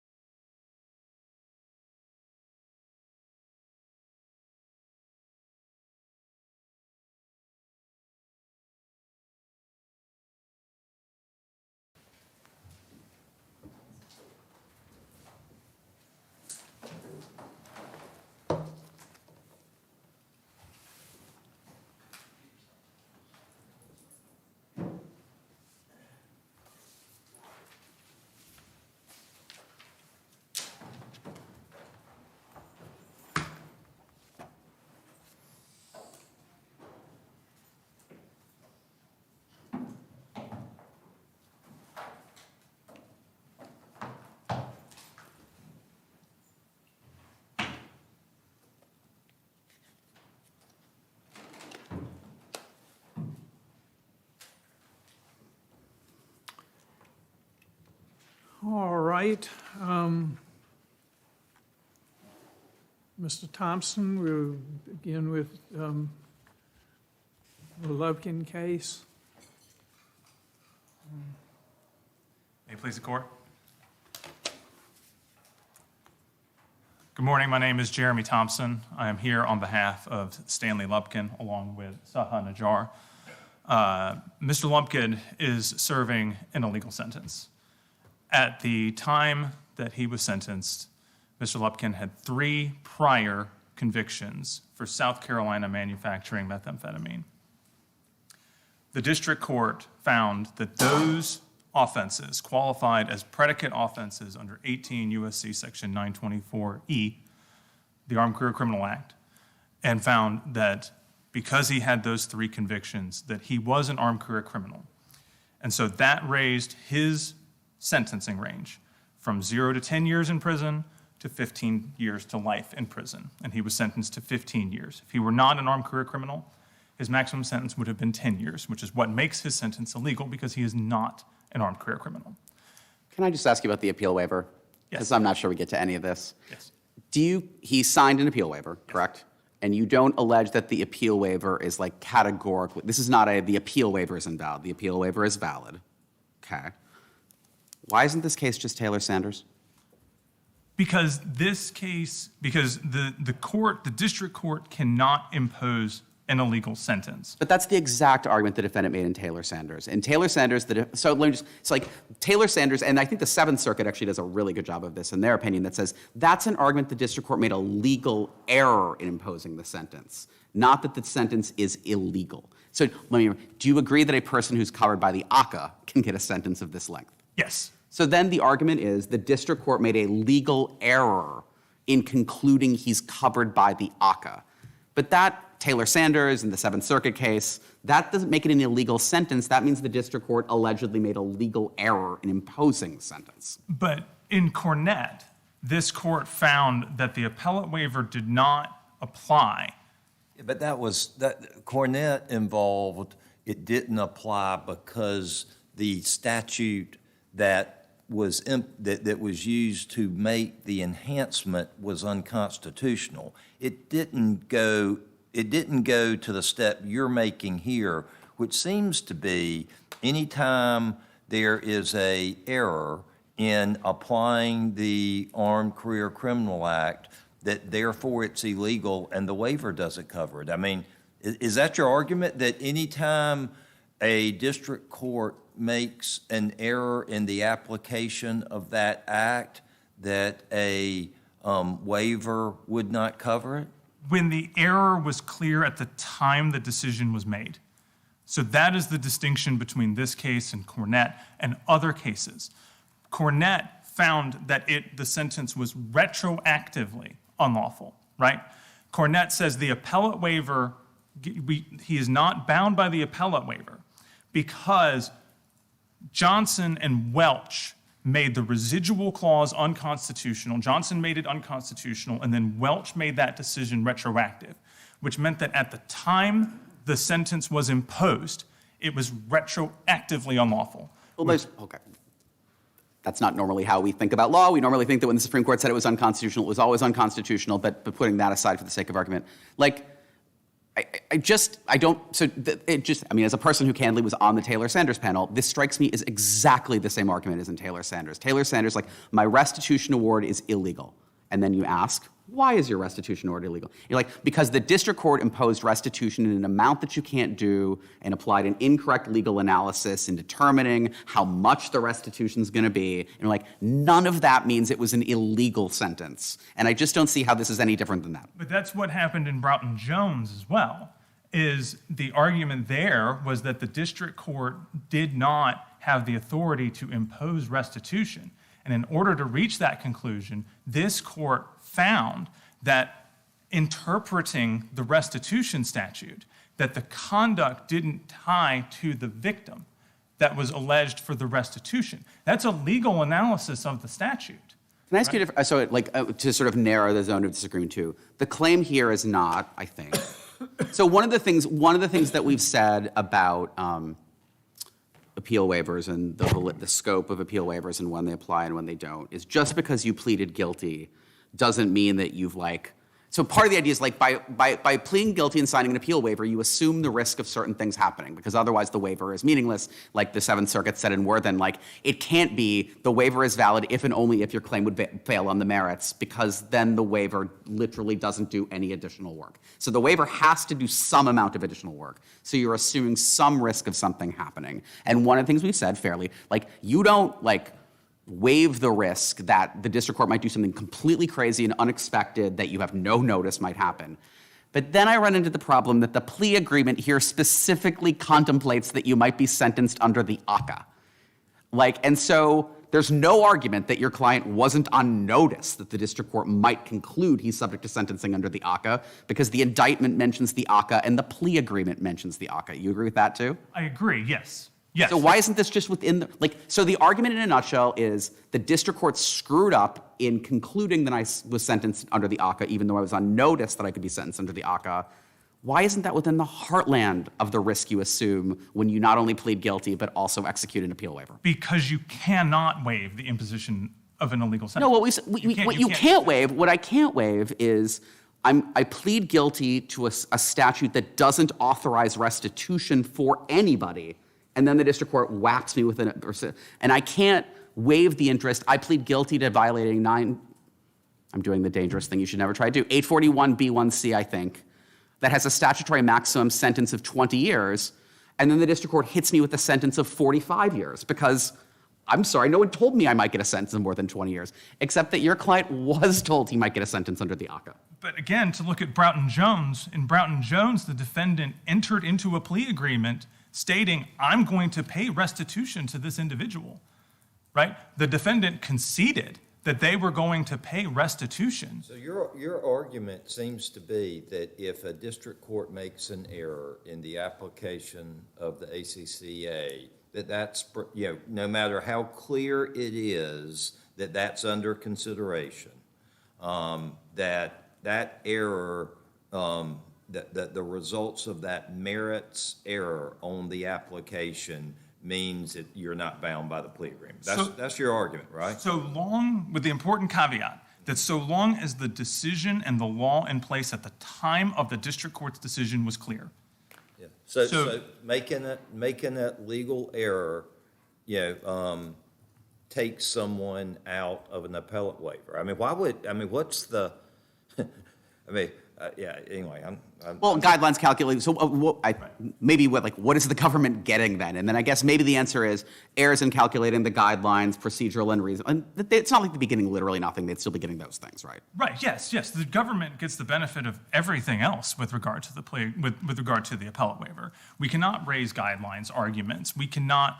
Now, Mr. Lupkin received 180 months. For example, right, in this case. But let's say the district court had imposed a sentence. What's the basis for saying, what if you make a error in guidelines calculations that is based on clear law at the time, and you say, hey, you applied the guidelines wrong. It was clear at the time.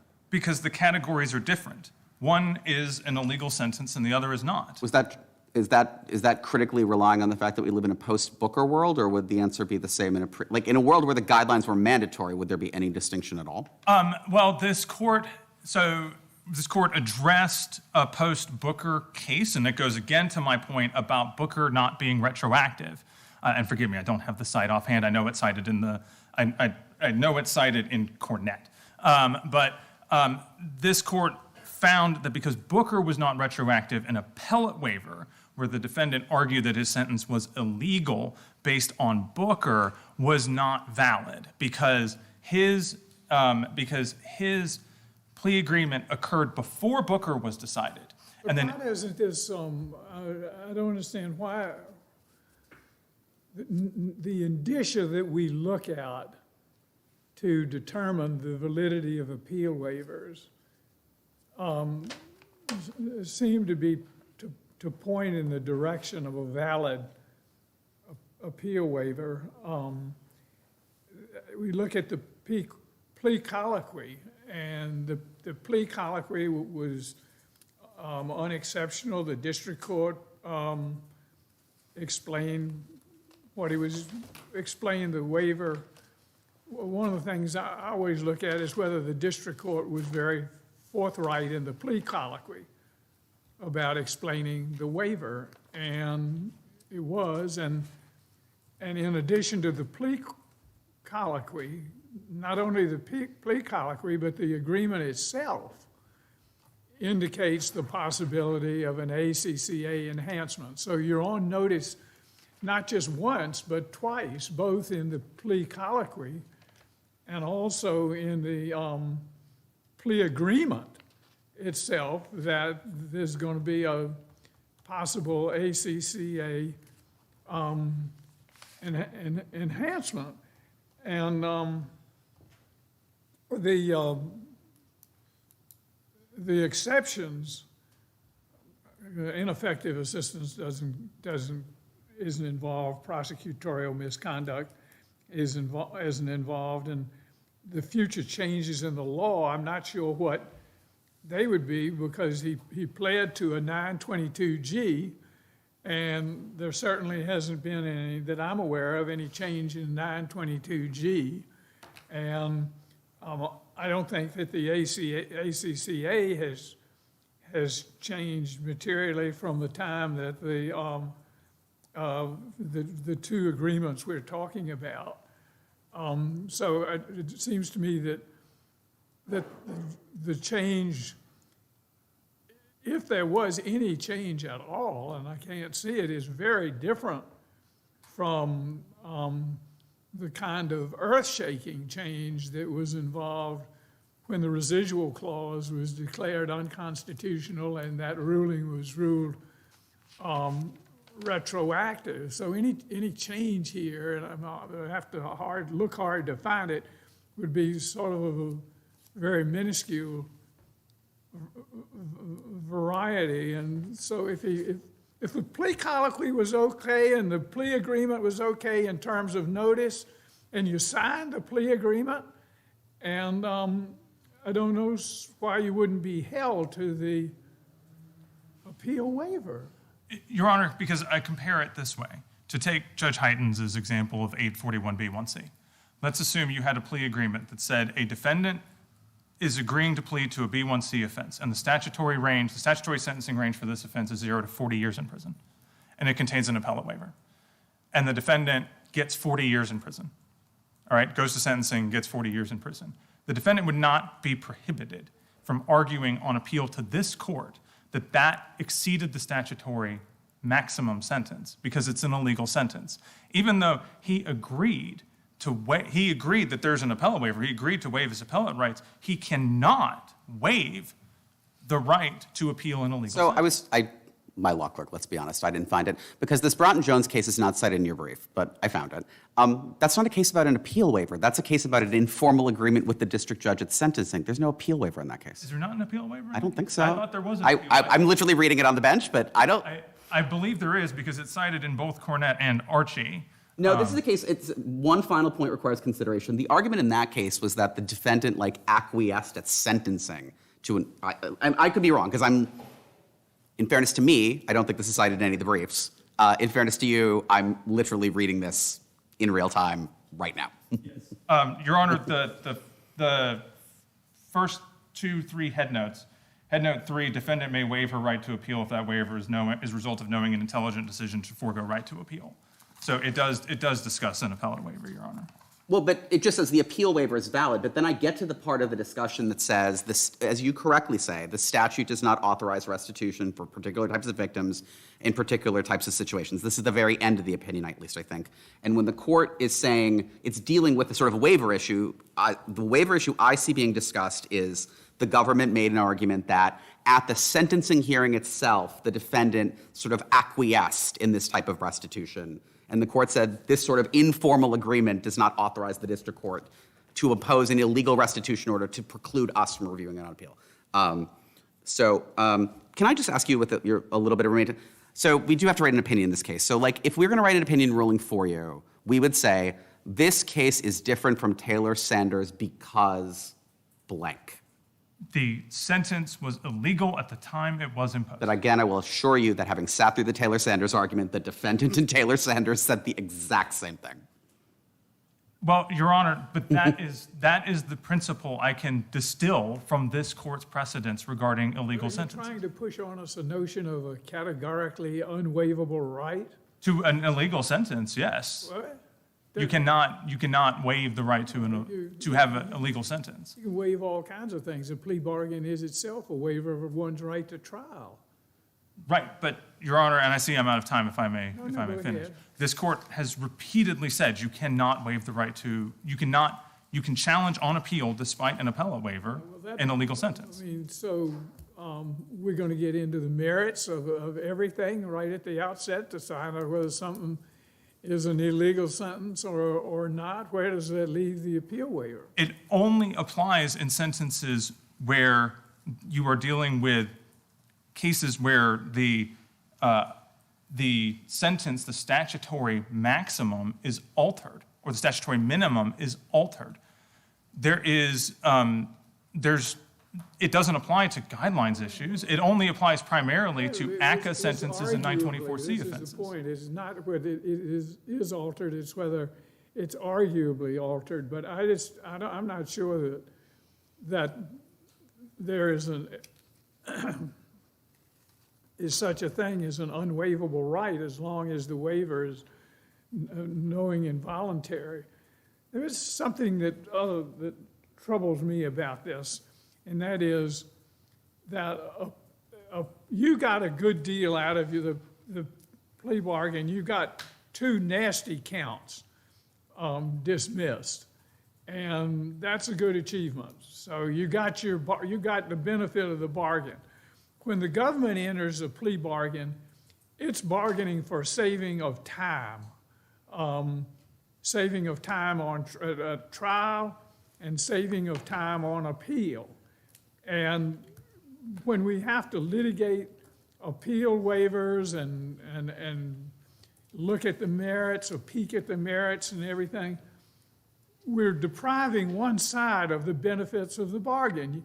You go off, you got these counts dismissed, and the government's attempt to save itself time and trial and argument on appeal, they don't have that anymore because here we are. And what the government sought to gain from the plea bargaining process has now been lost. Your Honor, again, I recognize I'm out of time. If I may continue to respond.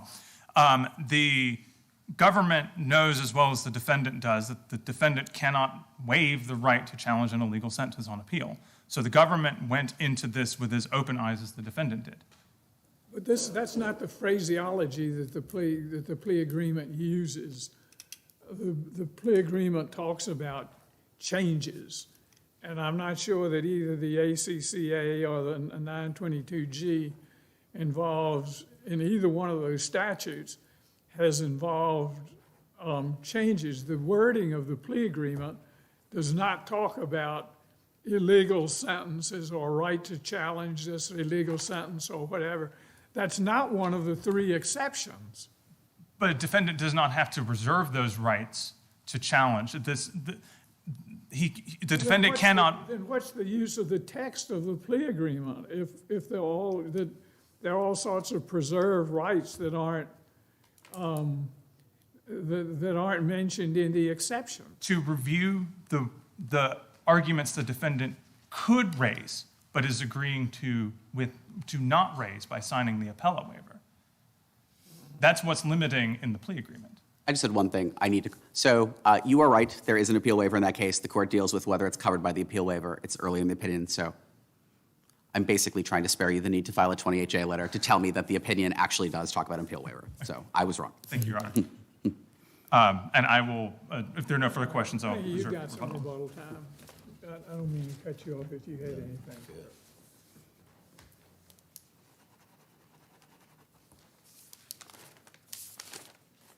All right, Mr. Daniels, happy to hear from you, sir. Thank you, Your Honor. May it please the court. Elliot Daniels for the United States. Your Honors, the government shares the concern that it appears the panel does as well, is that this appeal is entirely foreclosed by a valid and enforceable appeal waiver in which Mr. Lubkin's challenge that he's now bringing on appeal does not fall within any recognized exception. But even apart from that valid and enforceable appeal waiver, Your Honor, there is a categorical match with the state methamphetamine. Well, okay, so great. I mean, this may not matter. I suspect it won't matter, but why isn't your argument that it's a categorical match not forfeited, forfeited, forfeited, forfeited, forfeited? Because I'm looking at your sentencing memorandum, which seems to say the exact opposite of what your brief is arguing.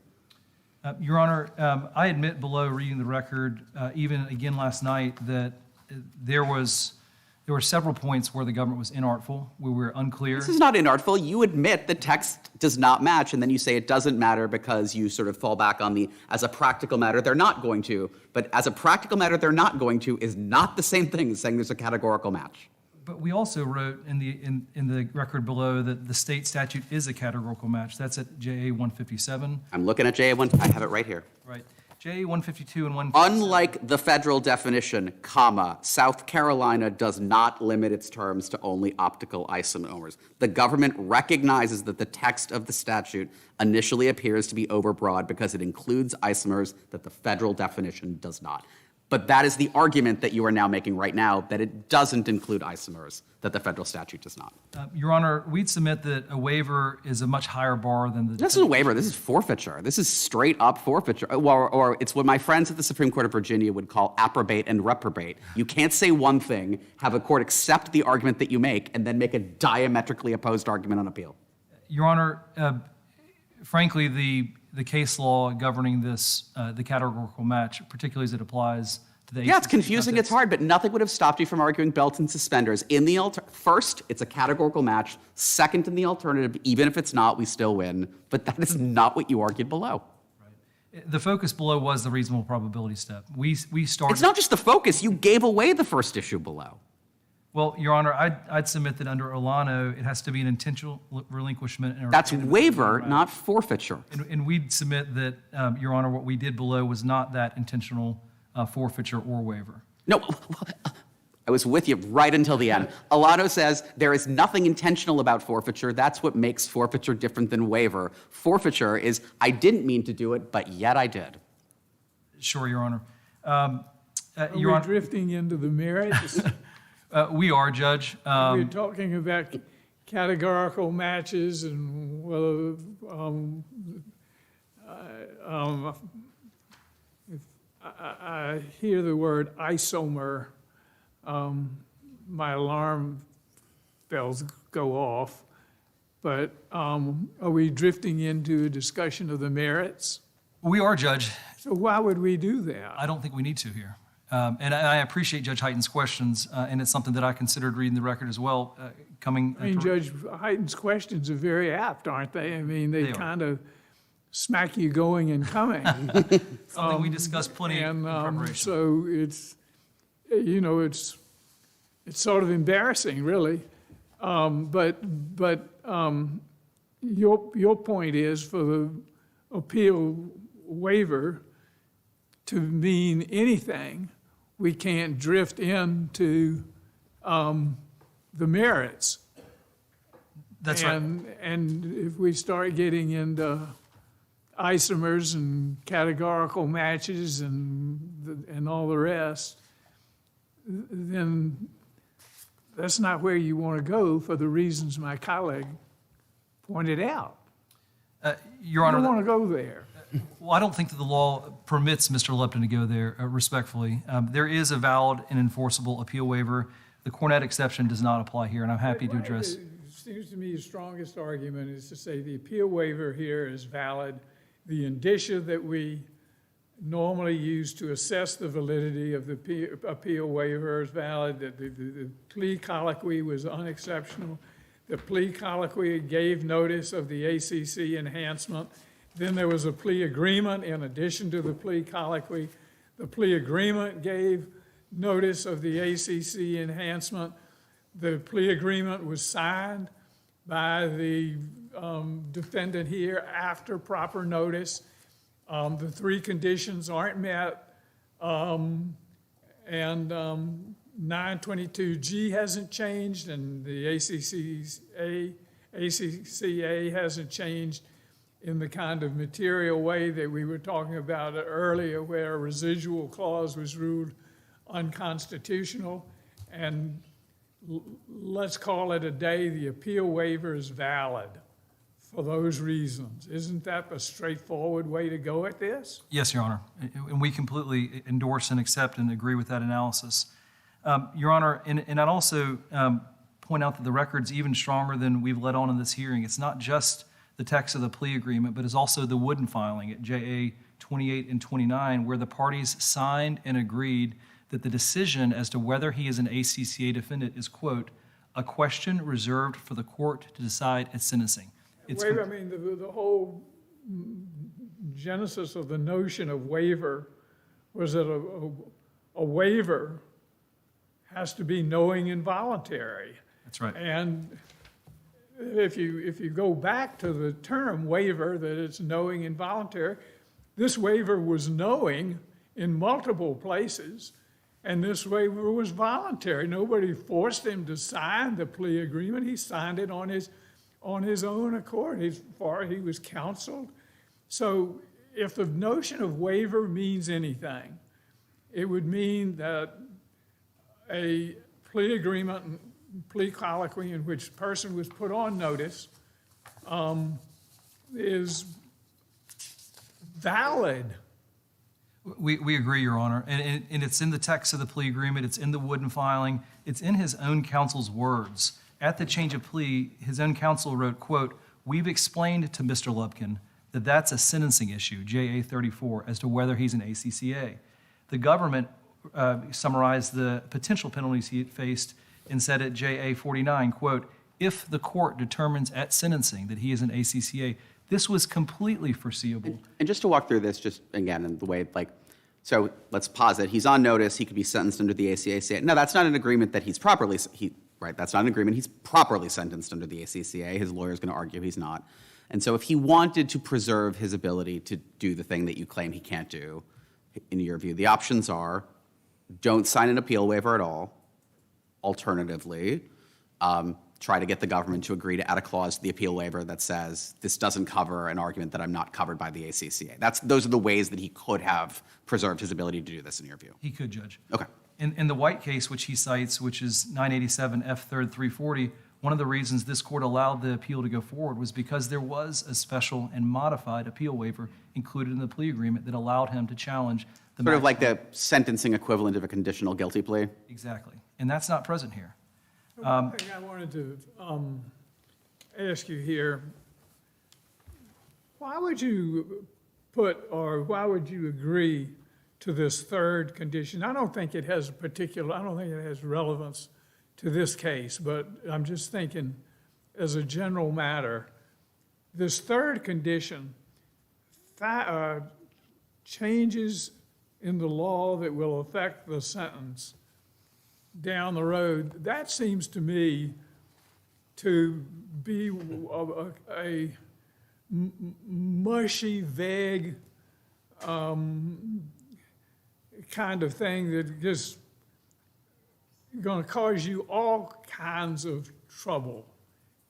Is this a national standard? Is this appearing in plea agreements nationwide? Judge, I can't speak for the other 93 judicial Is this districts. standard for South Carolina? In South Carolina, it is, Judge. Why in the heck are you doing something like that? You're just begging for trouble over litigation of what is a change, what constitutes a change, what constitutes an effect on the sentence.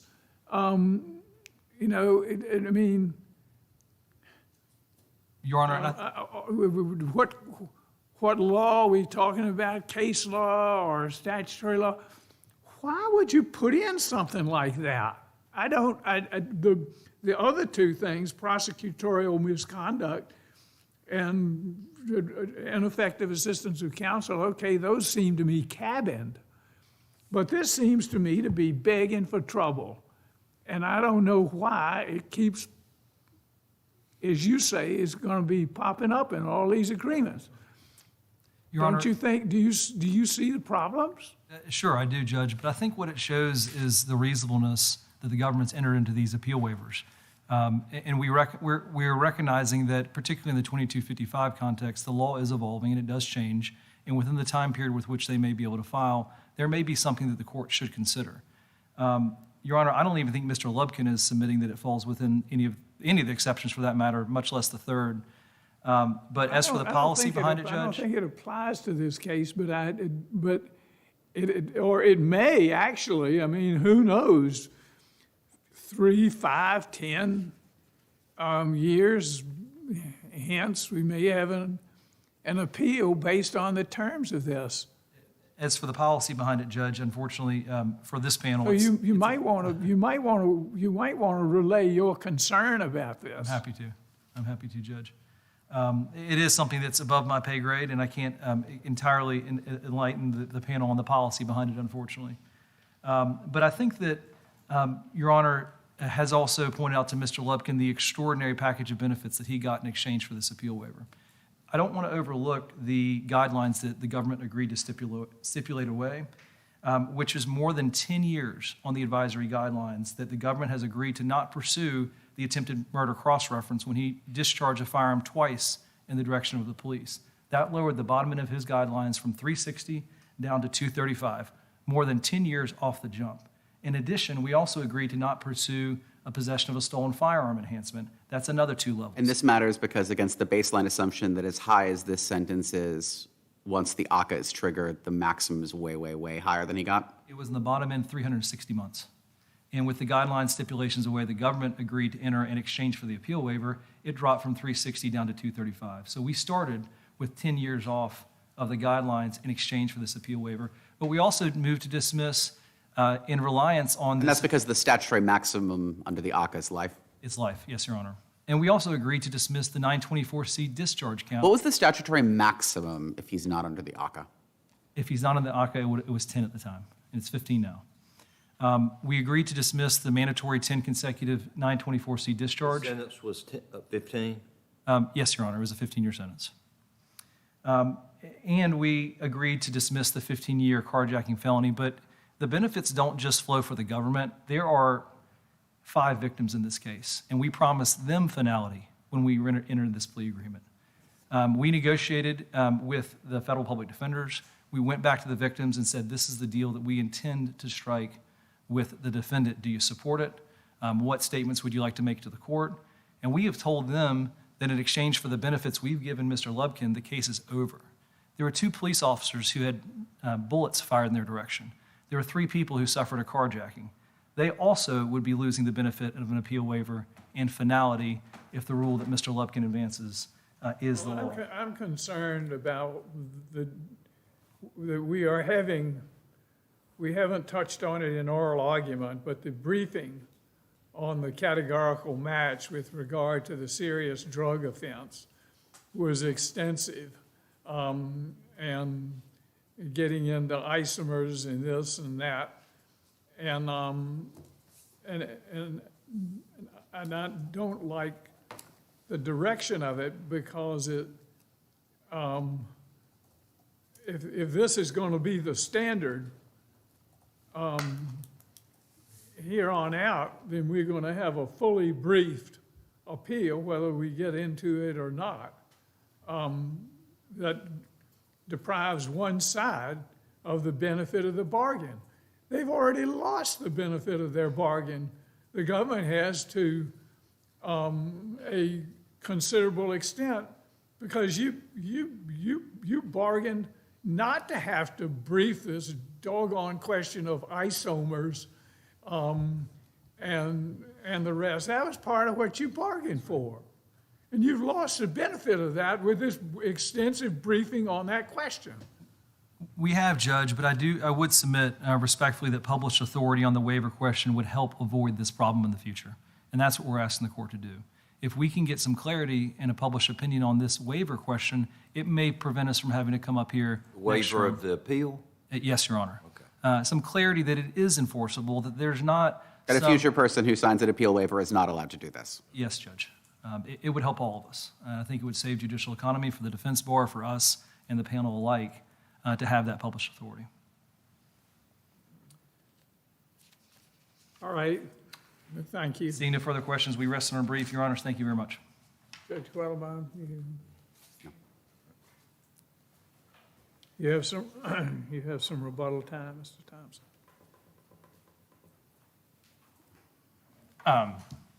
Just briefly, Your Honors, I would note that there is unpublished authority that says that we can do exactly what we're asking to do. And that is cited in our brief, but specifically United States versus Barr in particular. The decision... Isn't that kind of a problem? I mean, doesn't Barr say something that Cornett doesn't say? I disagree that it does. I think that Cornett, by having it be a retroactively unlawful error, that meant that it was unlawful at the time it was imposed. It didn't say it was unlawful. It says it was impossible to apply the ACCA because the whole basis if you did it wasn't even possible. So it's not like what really fits in the residual or doesn't fit in the residual. It's impossible. That's vanished. It's gone. The category of people properly sentenced under the residual clause is 0. There is no human being who can properly be sentenced under the residual clause. Correct, but that was true at the time. That's what it being retroactive means, is that it at the time that the defendant was. I get your argument, but you're equating impossible to do this with possible but doing it wrong at the time, and that's what you want us to argue, and I appreciate your argument there. Yes, and to Judge Wilkinson's point, this is likely to come up again, right? The government is likely to continue to argue that defendants who have been sentenced to ACCA for methamphetamine offenses under South Carolina law are. So one of them just needs to not sign an appeal waiver or get a carve-out that allows them to appeal. And then because the plea agreement provides for changes in the law, at that point in time, if this court finds that the appeal waiver bars this appeal, Mr. Lupkin can file a 2255 and argue that at that point in time that his ACCA sentence. Is that how you'd procedurally, this is literally just an informational question. So that's how you do that? Because when Judge Wilkinson was raising that point, it's like, but how do you do that? Your time for appeal is totally run. Because by finding that ACCA does not extend to South Carolina methamphetamine offenses, this court would be issuing a decision that is retroactive on collateral review. And Mr. Lupkin's Well, I guess the point is then your appeal waiver just drops out. Does the plea agreement bar you from filing a 2255? It's an appeal waiver. No. So actually, I don't know why the appeal waiver has anything to do with it. You can file a 2255 if you want to file a 2255. But I guess all I'm saying is let's say a hypothetical future panel of this court would hold that. I mean, there's a whole separate problem, which is that your time for filing a notice of appeal is like way, way, way in the rearview mirror at that point. For Mr. Lupkin, yes, a direct appeal. File a new direct appeal. Right, that's what I'm saying. Yes, that is correct. He would have to proceed under 2255. Which he could do irrespective of this appeal waiver, because the appeal waiver doesn't cover it. Well, at least sorry, let me rephrase. The clause we've been talking about this morning does not talk about 2255. Maybe there's another clause that covers 2255. But that is generally, yes, but that is generally how it is argued by the government, that the 2255 appellate waiver, the appellate waiver applies to collateral review 2255. Okay, fair. And I don't want to obviously prejudge that question.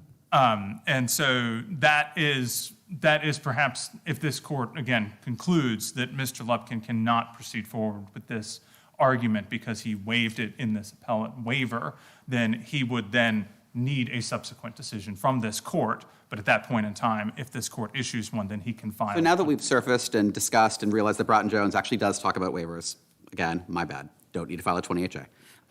But we discussed that opinion in Taylor Sanders, and we say several things in Taylor Sanders about that decision. We say we make narrow exceptions in the restitution context. Immediate thought, this case is not in the restitution context. So Taylor Sanders characterizes that as a case about the restitution context. And then Taylor Sanders also, actually, how do I deal with the fact that Taylor Sanders says that's a case about making exceptions in the restitution context? Well, because Taylor Sanders is also in the restitution context. So you have a question about... That's an argument that maybe Taylor Sanders is wrong. I don't know how that applies. Well, but if you're talking about how does the appellate waiver work with regard to restitution, Sure. Right, and restitution orders, Taylor Sanders and Broughton Jones have a lot to say on that. but they don't have anything to say on ACCA sentences because neither one of them deals with an ACCA sentence. They don't deal with a case. And again, I find that I struggle to understand why if the sentencing range had been 0 to 10 and the district judge had sentenced him to 15 years, why I could argue that that sentence is illegal despite the appellate waiver. But because it was through ACCA that he got to 15 years that I can't. Thank you, counsel. Thank you. We will adjourn court and come down and greet counsel. This honorable court stands adjourned. Sine die. God save the United States and this honorable court.